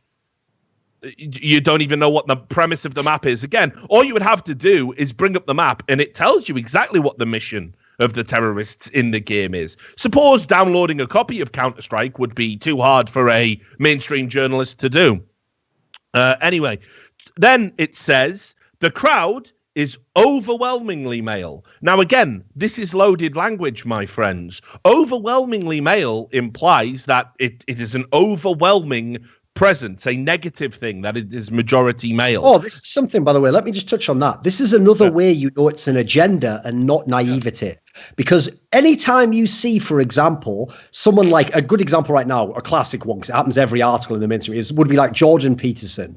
Now, if you've ever seen this guy's videos, if you get him on the right topic, he can get a bit worked up, he can get emotional, he can get upset about the state of Western civilization. But if you get him on a normal topic, he's got to be one of the most reasonable people you've ever heard talk. He's very measured, he'll think for a while, he'll even say he doesn't know. He's not someone who's like some like vitriolic, like spewing ideology. And here's what's mad. Every article about him has these loaded terms. He is controversial, outspoken. When they can't nail him on having any actual right-wing opinion, they have to say he is associated or lauded or loved by the far right. What they're doing with these terms is they're basically taking you all the way up to the point where they'd have to say a lie, and then you make the jump in your own brain because you've been led that way. You think, right, well, I'm almost there. It's got to be something to it, right? They're doing that here. Like, why would you mention that they're over? You'd never write up about, the final of Australia. What's that one called? Australian rules football, Aussie right? Rules, you would never write up about a blockbuster final. Of course, nearly all white men in the audience, wasn't there? Why would that ever be in your article about the final? It wouldn't. It would be not irrelevant whatsoever. It reminds me, and it's kind of like Hunter S. Thompson did this as a joke, but when he was on the campaign trail, the presidential campaign trail in '72, there was a candidate called Ed Muskie, and he was like heavily favored to win the Democratic Party nomination, and Hunter S. Thompson to sort of because he wrote this very incredibly skewed, deliberately misleading, but somewhere within that makes it more true than the reality, if you like, take on a presidential election campaign. And what he started intimating in all his reporting was that Ed Muskie had all of the symptoms as if he was taking a little-known drug called Ibogaine. Right, and he would just endlessly put it in, saying there are rumors that Ed Muskie is on Ibogaine, and when you look at his speeches, he says this is it. Now he never said Ed Muskie was taking Ibogaine, but this actually had like a very catastrophic effect. People were starting to imply that Ed Muskie was on drugs. And when questioned about it, Hunter S. Thompson famously said, all I ever reported were that there were rumors that Ed Muskie was on Ibogaine. I know. I started the rumors. There we go. Yeah. Right? Which, by the way, is exactly what these cunts are doing, obviously. Yeah. Now, you might find that funny within the sort of context of what he did. Hunter S. Thompson was, of course, a legend and was never a straight journalist in any sense, and nor would he claim to be, I am representing only he wasn't trying to facts. do objective reporting. No, but these people do that shit in what they call objective reporting. Yeah, this wasn't an op-ed, by the way. Yeah, this was supposed to be a report. Yeah. This isn't in the opinion section of the Guardian. This is basically like, here's the thing. This is presented as though, have you heard a bit about esports? Oh, well, I'll give you the lowdown on this subculture you might not know much about because they just came to our hometown. That's the way it's presented. It's not like, oh, here's my radical opinion, but it's just my thoughts. Yeah. So anyway, so they say it is overwhelmingly male. And again, when you like this, I don't want to sound like a pretentious asshole, but obviously as somebody that's kind of like worked in the trade and studied the trade, when people you can see when people shoehorn in a very specific word designed to make you feel something. An equal word there is the crowd is majority male. Now, majority carries no negative connotation whatsoever and would still accurately describe what they're saying. Why do they not use that word? They don't use that word because then there would be no loaded linguistic agenda. They must say overwhelmingly, because when you are overwhelmed by something, generally it is negative. I am overwhelmed by emotions. My attacker overwhelmed me. Overwhelmed is a loaded word. And they've deliberately put that there because they want you to think a crowd being majority male specifically within esports is a bad thing. Now, let me tell you that they follow it up because, again, it's like to say they don't want to make their agenda too obvious. They don't want to make it too obvious because if it's too obvious, it's easily dismissed. So they immediately cloak it in something modest like, but not noticeably more than your average rugby league match. Well, yes. Who's complaining about sports having a majority male audience? Never mentioned. I've never seen that brought up. I've never seen that brought up. Especially... Here's the sick thing as well. This is why I did this video recently about how everyone's got it the wrong way. In fact, these fucking money men in esports should watch that video and realize they're going about it totally the wrong way. I don't have to win anyone over in the mainstream that gamers aren't sexist or racist. It's the other way around. I've got them over a barrel. Every single physical sport in the world is sexist by definition.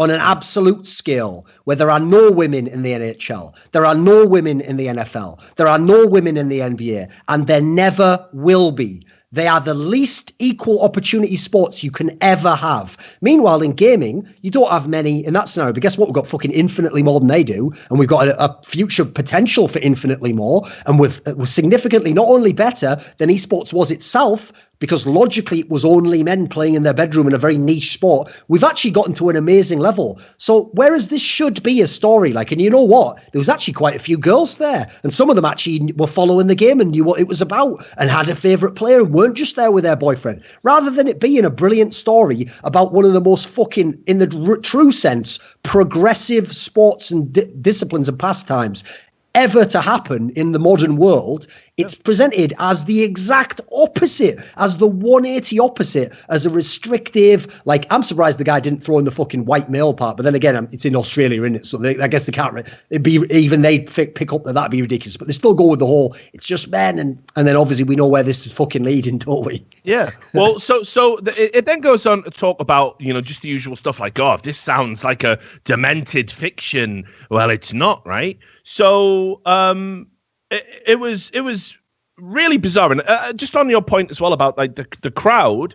Do you remember esports events from 2001, 2004, 2005, where you literally there objectively were no women attending these events compared to now? Even the men look about 10 times better because there's normal people there now. That's why I always do actually get mad, Rich, at people who get too. It's one thing if people say that we're all just fucking virgins eating Cheetos, right? Don't deny there are some, though. Come on, that is like some of the nerds out there. But the difference was that was everyone back then. There's a reason why, if you go back, it's not just because of history, by the way, that if you go and look at pictures of me and Rich from 10 years ago, we look like shit as well. That's not just because of fashion changing. We also literally were poor and looked like shit and were nerds. Let's be real. Yeah, no. It was all of it at once. I own that fucking shit. I had holes in my shoes. I don't give a fuck. Yeah, man. You had to sacrifice a lot to fucking get to where we are now. It's not like we rub it in anyone's face. Yeah, a class of man is my point. Yeah. Right. But anyway, so now, right, after for some reason, they deliberately tunnel in on Oliver Tierney, Dick Stacey, right, who gave them a quote. And there's a reason they deliberately picked him. First of all, he's called Dick Stacey. Second of all, for no reason whatsoever, they embed the tweet. All right, welcome back. So anyway, we'll get back into it. We'll edit that out in the VOD. So anyway, after making a point about it being an overwhelmingly male audience, the Guardian journalist gets a quote from Oliver Tierney, Dick Stacey. Now, what could be the possible agenda here? I mean, he's only interviewing the one Australian pro that calls himself Dick Stacey and then embeds the tweet about him saying, when you go to the male bathroom at IEM and stand in the middle of the urinal, 15 guys take a piss, then a fellow gentleman says, is that Dick Stacey's dick? All eyes then turn to your penis, good times. This is deliberately loaded. The quote is throwaway garbage, effectively. Just basically saying, I never thought I'd be here in a million years. They don't care about what Ollie's got to say. What they're doing is they are creating an environment of male dominance by interviewing the only person with dick in his gamer name and talking about his dick on Twitter deliberately. They also don't point out, by the way, that he's basically nobody. I've never heard of this guy before this event. No. But they say there he's been playing professionally for a year. Okay, in the loosest possible sense. You don't mention that he was a low-level player who's never been at a top event before. You know, if I'm reading this article and I see he's played professionally for a year, remember, it's presenting esports again as if it just started a year ago. I would assume this guy's a top pro. He must be one of the best Australian guys, right? Yeah, absolutely. I would assume that. No, they didn't reach out to a Renegades player, you'll notice. A player who's, not only is it the best Australian players, but also the ones that are playing from abroad that live in America because they're so good, right? So anyway, then it starts to segue in mysteriously as the 16 male teams battle it out. The CSGO Women's Sydney Open plays in a side room. Around 100 people sit in the audience, making it the only space at IEM with more than a handful of women at any given time. It's a sober reminder of the gender disparity that permeates both sports and gaming culture. Like almost any other sport, women esports players are woefully underpaid compared to their male counterparts. The two women's teams in the grand final, Sydney Saints and Control Esports, are only competing for the lion's share of $10,000 in prize money. I'll read you the next By the way, let me just comment on that very quickly. Just as a quick note for people who've been keeping track. They have once again done a 180 on the actual story. Do you know what the story there is? We have a professional scene open to all genders and sexes of people, as has been proven in some other games. Now, in CSGO, the majority of women choose to compete in female tournaments because otherwise they would not be pros. They wouldn't have a chance. So what's amazing about CSGO and how big it's gotten is that at an event that's not even the premier event for IEM, it's one of their medium-sized stops, they're able to simultaneously run a female tournament with separate sponsorship and give away $10,000 to what are effectively low-level semi-pro Counter-Strike players. See how I just explained what an amazing feat that is? But they made it sound like it was a really bad thing. Right, so here's the next part, right? The fact that esports are gender segregated at all points more to the sexism present in the wider gaming scene than any disparity in ability. So first of all, I'll ignore the fact that it claims that these female players are just as equal to the men in terms of Which ability. Is the implication, by the way. That's exactly what that sentence states. I'll ignore that because immediately by pretending that is true, what you're saying is there must be a conspiracy to exclude women because they're just as good as the men.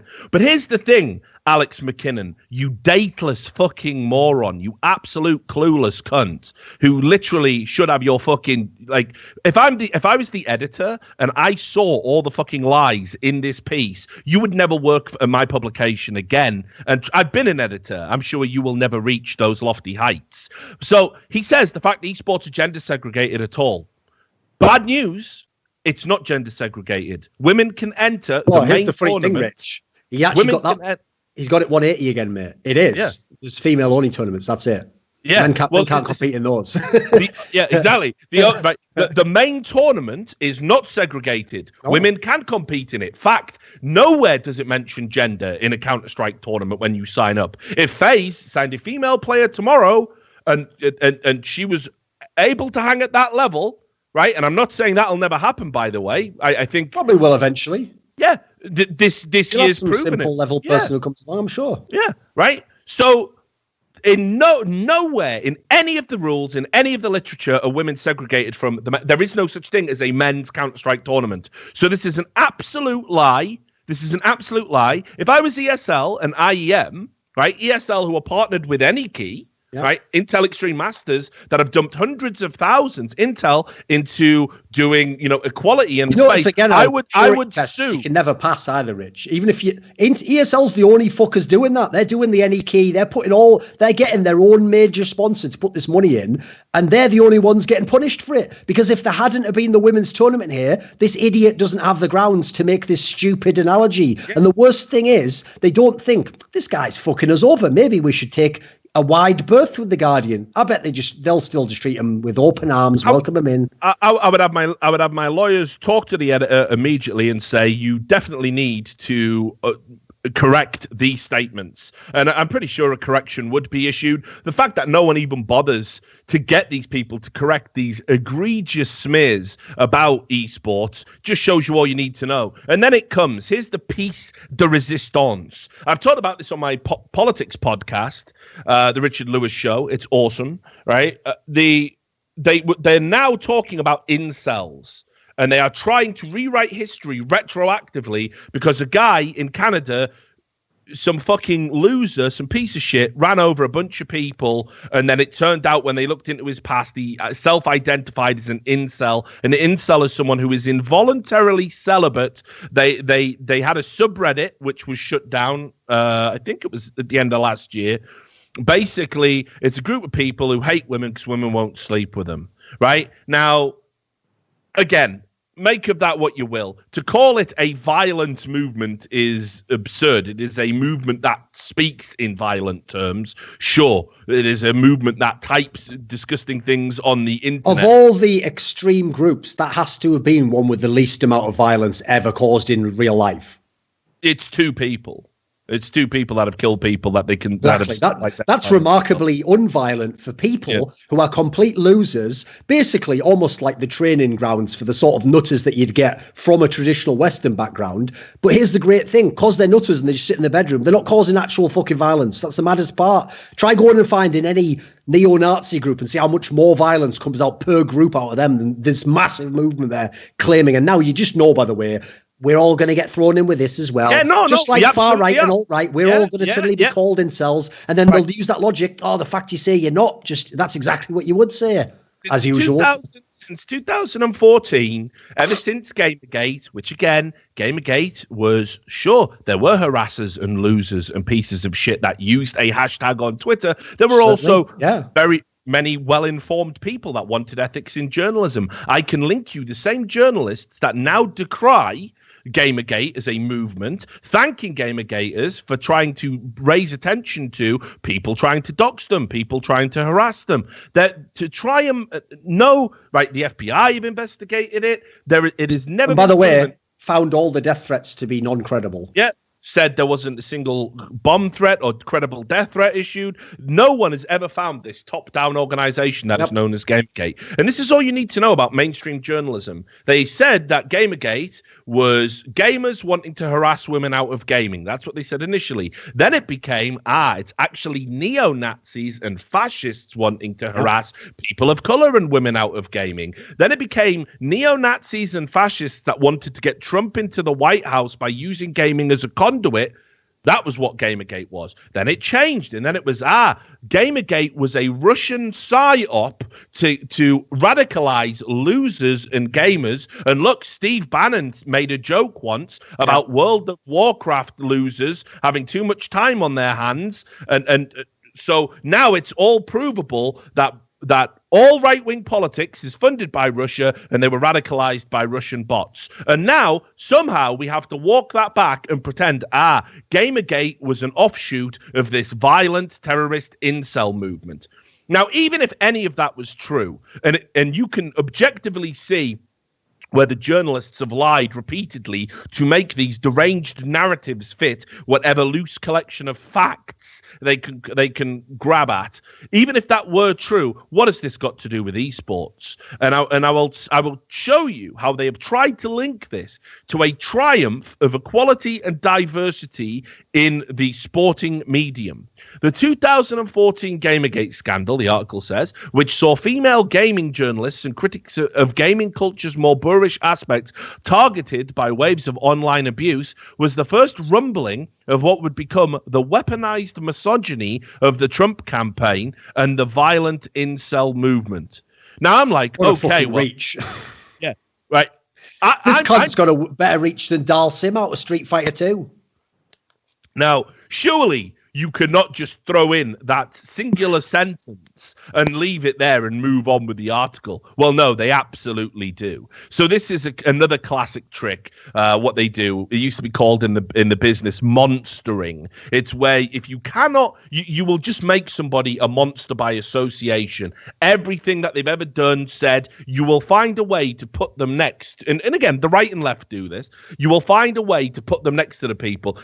Say, for example, you could do this with like Neville Chamberlain when he had peace talks with Hitler. You could just take the photo of him shaking Hitler's hand and go, look, he was a friend to fascists. Well, no, he was there to try and stop Britain getting invaded, and he was only talking to Hitler, not because he approved of his politics, because he didn't want a war. But what happens in mainstream journalism is they find a way, right? Well, incels, they use the internet, and people who are on the internet, they game. And if you game, you may have come across Gamergate, and maybe once you posted to Kotaku in Action. So actually, if you're in esports and therefore you game by definition, you're a violent incel. This is guilt by association. Do they qualify it? Absolutely not. They go on and they say, Nicole Constant, just move on. Just let that one hang. Trump misogyny in Australia, a place so far removed from American politics, it's absurd to even bring Trump up. But this is just the fucking new wave journalist checklist of bullshit to get clicks. Incels, what's that got to do with anything? But then it just moves on. Nicole, and you notice, by the way, in every single case, it's the same agenda on every example. Like, it's not like he fucked up and he was like, and the target Gamergate, and then, on the Trump one, he's like, sort of the fans of Trump. No, he had to make it misogyny of Trump. Every single aspect is the same lens applied to incels, applied to the Trump campaign.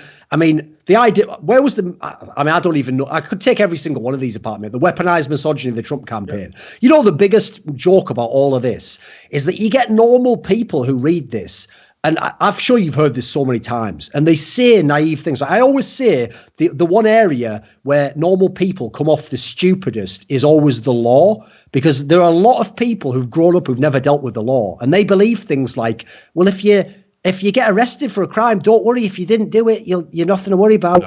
Or they'll say, for example, if they say a lie about you, they can't do that, can they?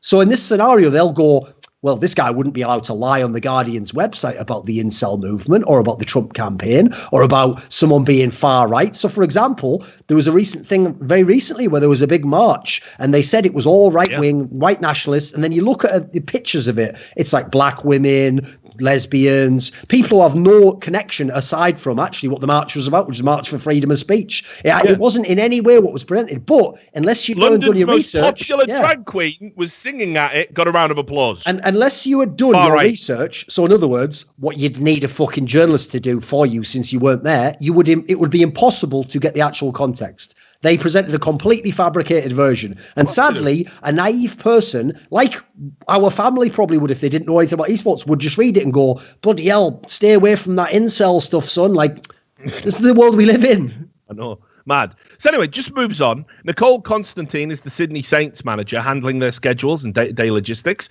She thinks that while gender equality in esports is a way off, the step-by-step work of women like the Saints is wearing down the barriers. If you give girls the opportunity, they will perform. Constantly criticizing and comparing them to boys' leagues is useless because they stand on their own, said the person advocating for the segregation this journalist just said was a bad thing. The reason we have and have always had segregation in esports and separate women's tournaments, and there's always been a heated debate about it, is to remove that barrier to entry.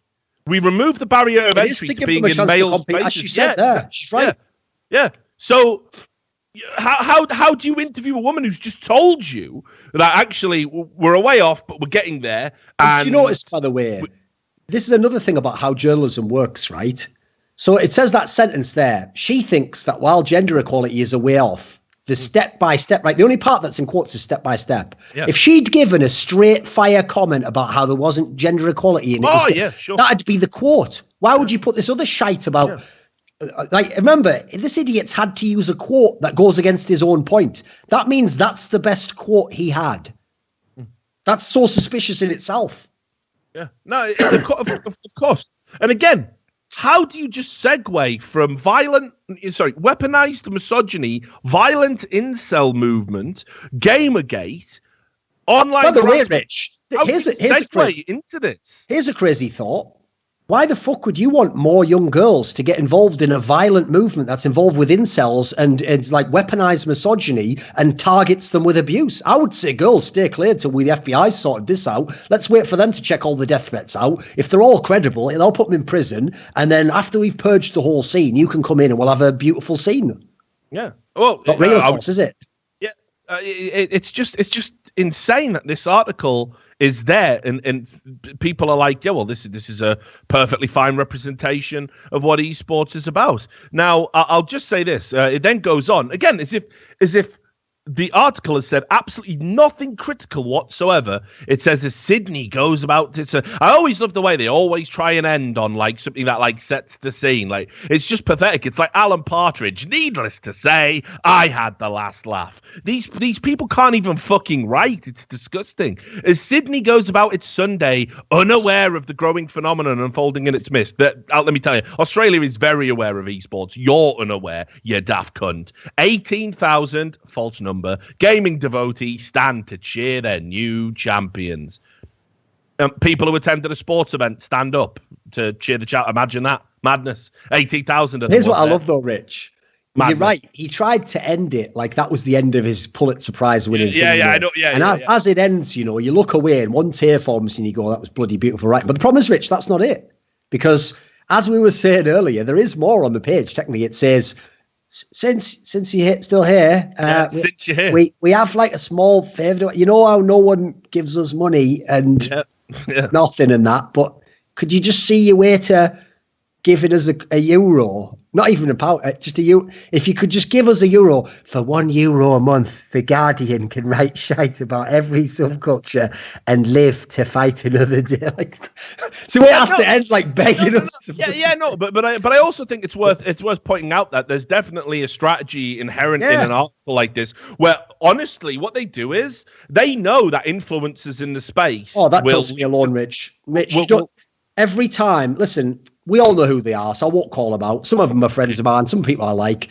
When you call out, I've told them all this privately. There's a site called archive.is. Go to it, put the site in there and link to that. When you link to the Guardian's article and you blow it up on Twitter, this is a puff piece. This is a throwaway piece of shit that normal readers of the Guardian aren't even clicking on. We're the ones making this a fucking blockbuster success. You know how I've often told this story about how for all its ills, Reddit did make the individual content creator a king to some degree, because you could be a nobody on your own blog, and if your piece went to the top of Reddit, you could get hits that we used to dream of on the biggest websites. You're doing the same thing. This daft little cunt, who isn't even, as far as I can tell, a big writer for The Guardian, has written this shit piece, but because he's being inflammatory, his main audience of views is going to be the people who hate his article and who are going to give it loads of social media engagement, loads of clicks, and when his editor sees it's all coming from an external source,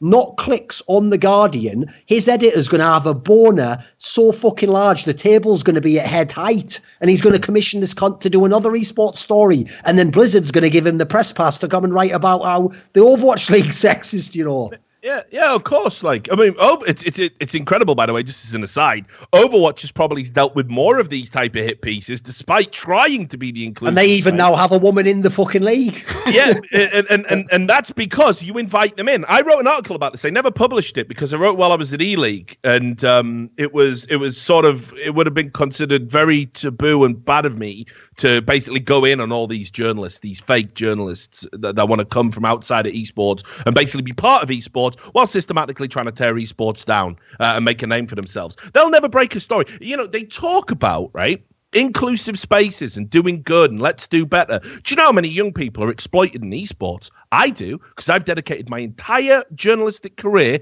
to giving those people a platform and trying to help them out. I have helped so many players get paid, get out of bad situations, get out of negative team house environments. People seem to forget. I broke a big story in League of Legends where a player was literally, they threatened to take a player's mother's house away because she was a guarantor on his contract, which he was too young to sign. I broke that story. It's weird how this never gets brought up, by the way, when people are talking about me. It's always, haha, he choked Loader, or haha, isn't he pro Gamergate, or didn't he write for Breitbart? It's always that. It's never the actual provable, demonstrable good I've done for people of all backgrounds, all races, colours, creeds, genders, denominations, class, whatever. I've never given a fuck. If you're getting wrecked by somebody that holds power or dominion over you, I'll be the guy that stands up to them and makes sure people know exactly what a piece of shit they are. Why can none of these journalists ever break a story like that? Why? Because there's plenty of them. Why is it these journalists come in, take one look at esports, and then tweet about, this is bad, this is sexist probably, or something? Why is it they're always writing articles about me and you, like we're the villains that have got to be replaced? It's all about themselves. It's all about their ego, their money, their status. They are the bullied at school that want to come into a new place where they get to dominate by using the judo bullying, the pseudo bullying of progressive think. And it's like, the implication is if you stand up to that, you're not progressive. I'm a very fucking progressive dude. Everybody knows that. You will not find anything in my politics that suggests otherwise. Yet here they come and they are welcomed in. They're welcomed in and they do it every time. Meanwhile, they contribute not one iota of good work to the space. Do you know why? Because they want to go to the events. They want the developer to suck them off. They want the free t-shirts. They need to make it look on their Twitter feed like they have a great life when secretly they're filled with self-loathing for what they do. They'll never come in and rock the boat. They don't have the backbone, the connections, the spine, or even the will to do it. They'll just go for the soft targets. With Richard Lewis said a bad thing. Duncan Shields said a bad thing. There's a player over there right now that you could help if you would just use your journalistic moxie and ability. If you would just use your platform, you could get a player paid. You could get a player out of a terrible contract. Look, what about all this fucking shit that was going on? Abusers, people abusing women, men. We have had claims of a genuine sexual assault in esports. Right? Why aren't these mainstream journalists people removed from the scene who could give it a critical eye? Why are they not going after that? Why are they going after the thing you tweeted? There was even a story during the Me Too movement thing when everyone was doing that tweets where someone involved with the Overwatch League, I think it was maybe a few months before Overwatch League began, where there was like a manager who basically had someone accuse him of sexually assaulting them. And this story would be a perfect story if you really believe this narrative that they're all sexist. And that would be the ideal story to break, to be like, look at them, they are incels, they are all fucked up. No, that story was never picked up on because these people don't actually follow eSport. They come in just to do like vultures, just looking for, there we go. And as you saw with this story, when we broke it down, if there's nothing there, don't worry, they'll fabricate it. They'll just come up with it. In fact, they're so good at spin, they'll take positives that are actually things that are way better than real sports at and make them into our weaknesses. In the same way as I said before, if you take someone who speaks out about certain things, he's outspoken, controversial, fiery, tempestuous. Ways, by the way, you would never talk about, for example, a female leader of Black Lives Matter, who actually, funnily enough, might fit some of those categories. You would never do that, because if you did, first of all, you would be destroyed by the other progressive journalists. As we know, they all fucking eat their own. And also, it would just be considered such fucking bad form. You'd be eaten alive by normal people, basically. Yeah, it's absurd. And as I said, that it's not that esports is a bad place, but there are obviously, like any industry, there are going to be bad people within it. And what they do is, because they know that it's easier to get somebody outraged over somebody saying something. It's easier to make a villain out of somebody, like you said at the top of the show, right? You're like, I'm balling out of control. You legitimately can't get me fired. Even if you did get me fired, I could just live independently off my YouTube money, off attending events, and I will say whatever the fuck I want when I want. It's far easier to just say, look at this guy, isn't he an asshole? And everyone goes, yeah, I have a retail job and I hate it and I can't be like him. If I say something on Twitter and my boss sees it, I lose my job, which is why I hide and I live my life in the shadows because I'm weak and I'm a coward. And they get angry at you or somebody like you or a figure like you Right, and it's very easy to whip up that outrage. Well, you know the weirdest thing about that as well, I have to say, is people will even. This is one area where you can't trust people to go. I've always said I wouldn't mind a world that was corrupt as long as everyone consistently went by their own self-interest. Because at least I would know like how to navigate. Like I'd know, okay, in this deal you're trying to fuck me over, right? Well, now I know the parameters of what you might do. What will never make sense is if you fuck me over in a way where it fucks you over as well. I'll never be able to wrap my head around that. So, for example, in these kind of scenarios you're talking about, where the person didn't actually do something wrong, you just essentially show that if you skew their character a certain way, they look really bad in their arsehole, right? What's mad is, I'd understand if it was someone outside of a field who was like, you know, this guy you've heard of, but you've never seen anything he does, right? He's an arsehole, don't you hate him? It's the ones who rely on you. Like, for example, there's people right now in the world who are going, you know what? I was the biggest Kanye West fan ever, but I'll never buy his music again. So for the sake of reading a tweet you didn't like, you're not going to listen to one of your favorite musicians ever again anymore. Like, if first of all, you're probably a liar, but if you're for real, you've got something really fucked with your priorities, mate. So it's the same with someone who makes movies, someone who, as in the case of journalism, it's the maddest one in esports. Because as I always say, I always spin it the other way on that one. I say, right, show me the journalist that you all love, who has no bad track record, who breaks all the stories and who takes care of the scene. You show me who they are, no problem. There you go. You've got a good case. There isn't one. They don't exist. There's a reason why all these people are vilified, and it's not that they've all done some fucking crime that's like the crime of the century. That's for sure.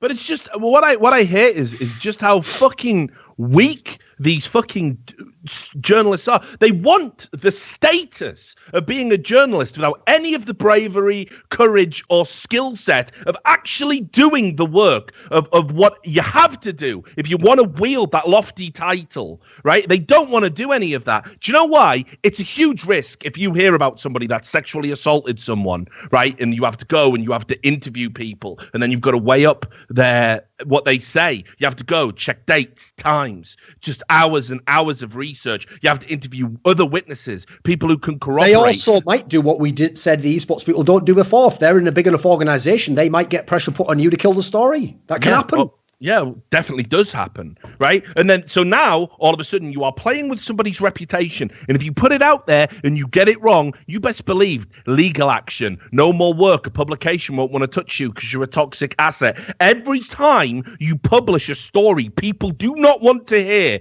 but is absolutely the truth, it is a huge risk.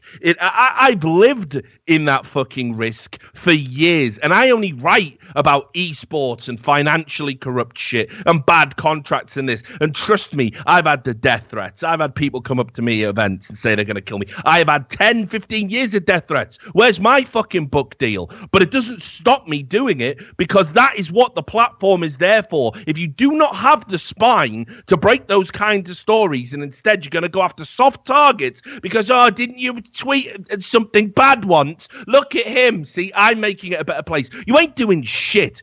You're trying to get a fucking reputation for yourself to better yourself. You ain't done one thing to better this industry, better the abused in it, the downtrodden in it, the poor in it. You're fucking scum. You're a fucking freeloader. That's all you are. You've seen something blow up that you can insert yourself into and make a name for yourself. And you make a name for yourself not by improving something, but by trying to tear down people who've been here longer and done things better. It's a fucking embarrassment. And by the way, just to wrap up on this topic, look at this motherfucker's work, right? Look at this motherfucker's work just as a rule. Like, Sam will bring it up for you now. Right, I'll tell you about how journalism works.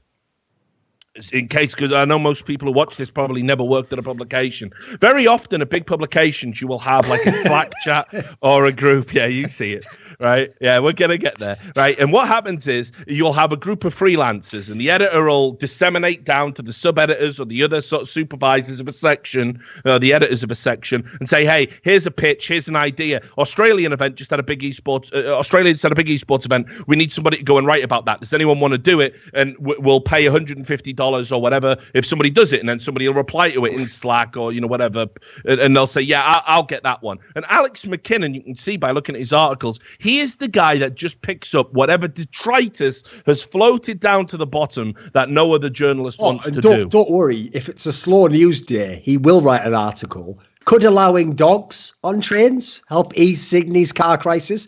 Picture of like a fucking Labradoodle or something looking out of a fucking Herbie Mini or something like that. That is the most ridiculous puff piece.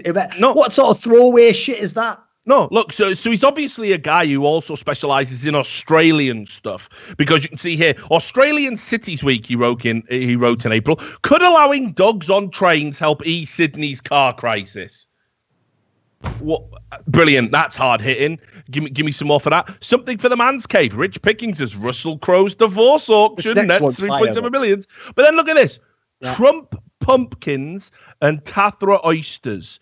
Daggy Charm meets City Slick at the Royal Easter Show. For the 2 weeks that the show runs in Sydney, the hybrid of cultures makes a fascinating insight. Right, he is given more credence to someone painting a face of Donald Trump on a pumpkin than he has to the rising global phenomenon of esports. Hey, it's a hybrid of cultures and it makes for fascinating insights. Why? Because they made Donald Trump look a little bit stupid by putting him on a vegetable. That is the level these fucking morons operate at. And if you tell these people, listen, you will never write anything worthwhile. Your work will never change the world. It will not even change the industry you're in. You're never going to be remembered. You're never going to be noticed.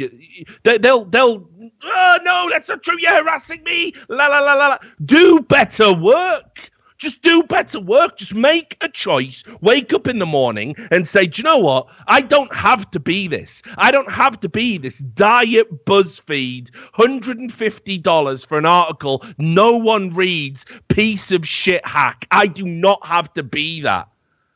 But they just do it. It's unbelievable. It's unbelievable. And then these people represent themselves as an authority on what we've got here. Fuck you. Get the fuck out my industry. And I'll tell you this, right?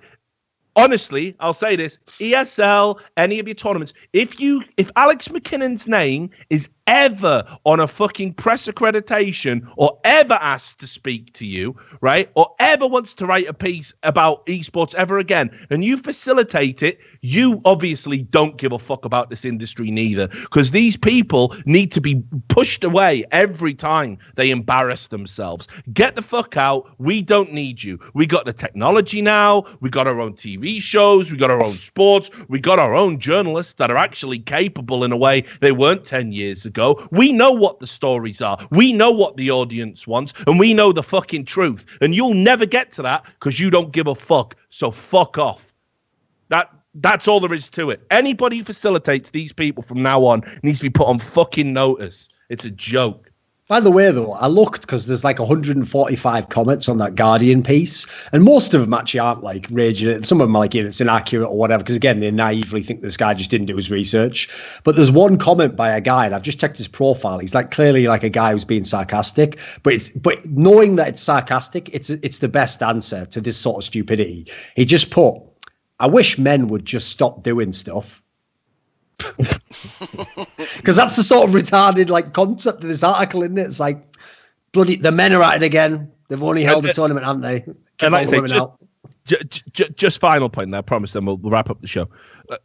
This isn't new. Like, right, they went after gaming. Right, there's no science that links gaming to violence. They have peddled that lie for years. I've always said this, mate. If there was, it would have been hammered down your throat a million times. There's never been a topic given more column inches with less evidence over a 30-year span.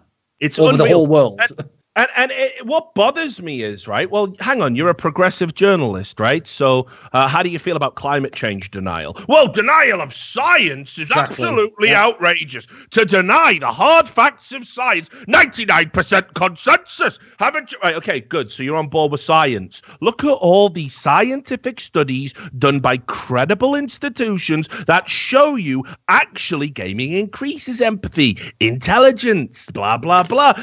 There is no causal link between video game violence and real life violence. And as you say, if there was, it's all we'd fucking hear about, right? It's all we'd hear about. And yet for decades, as long as I've been alive, that's what they've been going after. Brief period where we segued into video nasties. Again, similar stuff. Absolutely no proof whatsoever. And now they just change it. They try to invent gaming addiction. And I've said this. I'm not saying that elements of gaming can't be addictive, but obviously no more than gambling, like fucking windsurfing, parachuting, anything that's going to give you a fucking reward for doing something, for attempting something, that's going to give you a kick in the dopamine receptors, obviously has the potential to be addictive. I was doing this in 2010 when Panorama published a documentary where they found a couple in South Korea who were mentally deficient, that had serious problems, and they had a child, because obviously, you can't just say you can't have a child, like that would be fascist as fuck. So they had a child, right? And they were neglecting the child, and they were going to PC bangs every day and playing every day, and the child starved to death. And Panorama represented that, saying, look at what the horrors of gaming addiction can do. This was on the BBC. Now, if you actually researched it, the South Korean authorities knew these people were neglecting the kid, knew they were not capable of looking after a child, but there were no laws that would enable them to get the child away from that bad situation. They tried. Now, do they talk about, well, should we change the laws? Should there be more? No, it's gaming addiction. The gaming addiction was the symptom of a much wider problem. They didn't want to talk about that. Then they went to an iSeries. I got an email. I'll have to dig it out. There was a guy they interviewed at an iSeries where they said, so what do you think about gaming addiction? And he went, well, when I was a young kid, I had a real problem with it. I played 60 hours, as much as I could without sleep when a new World of Warcraft expansion comes out. And then that's the quote they used in the documentary. Well, the guy contacted me and he said, well, actually, what he'd said was, I don't believe in gaming addiction, although I did have a problem with gaming where I would play for 60 hours when a new World of Warcraft expansion came out. But as I got older and I learned some self-control, I managed it. And the BBC had cut off either end of those quotes, left the middle bit in, which radically changed it. And the guy they interviewed couldn't do a fucking thing about it because he'd signed a waiver. Yep. That is how they operate. They have gone after us for fucking decades. And anybody who plays into this, and anybody that thinks it's real, and it's not just about shutting down, the new medium we don't understand, the art we can't get. If you think... They were trying to shut Elvis down in the fucking 50s because they thought his pelvic thrusts were going to make women fucking like Dionysus just start to fuck everyone and society would collapse. The establishment has never understood any youth-driven movement. Why are we giving it any fucking credence now? And that's coming from an old guy. This is also, though, why you're right that you can't engage with these people, because another thing that has happened is like what you say here. This is what happened to Giuliano and happened to Miss Harvey. As soon as you go on record with the guy and at the end sign that waiver saying that he can use whatever you say, he can go, right, there's a lot of shit in here I can't use. It totally counters my narrative. So actually, I'm just going to chop it up, take the best quotes out, take stuff, edit sentences so half a sentence doesn't end. I mean, the mad thing is, I told you, it shows you how fucking dry on the ground he was in that article there, that he had to use a quote that actually did contradict what he just said. That's how badly he'd done. But his editor was like, got to have a quote in there, son. He said, oh, bloody hell. It's just too much, dude. Right, anyway, I guess we got to wrap up. I'm sure we're over our 2 hours, are we? We have fulfilled our contractual obligations. All right, well, there we are. Yeah, Richard's gone crazy again. So there was some other stories. We'll save them for next week. So that was the show. Let's have a look. Were there any $100 questions? No. Hey. No questions. Peace out. You wasted your $100 again. Please keep donating to the Patreon. Big thanks to the people that make the show possible. Our patrons, which are in the $100 bracket. Detlef Insomniac, now the largest patron that we have. Eric Boutros, TTM XMP, some new names here. Thank you very much. Ruxon, Chris Enwin, Jerky's Minion, Mateus Pietkowski, Hyolu, and our $50 patrons, TC Owens, Troy, Pete Bidstrup. These are loaded new names. This is crazy. Ollie Ginther. I think it's gone up, actually. I think it went up to 3K somewhere. Not bad. Well done. So, yeah, keep it up. You are all not incels.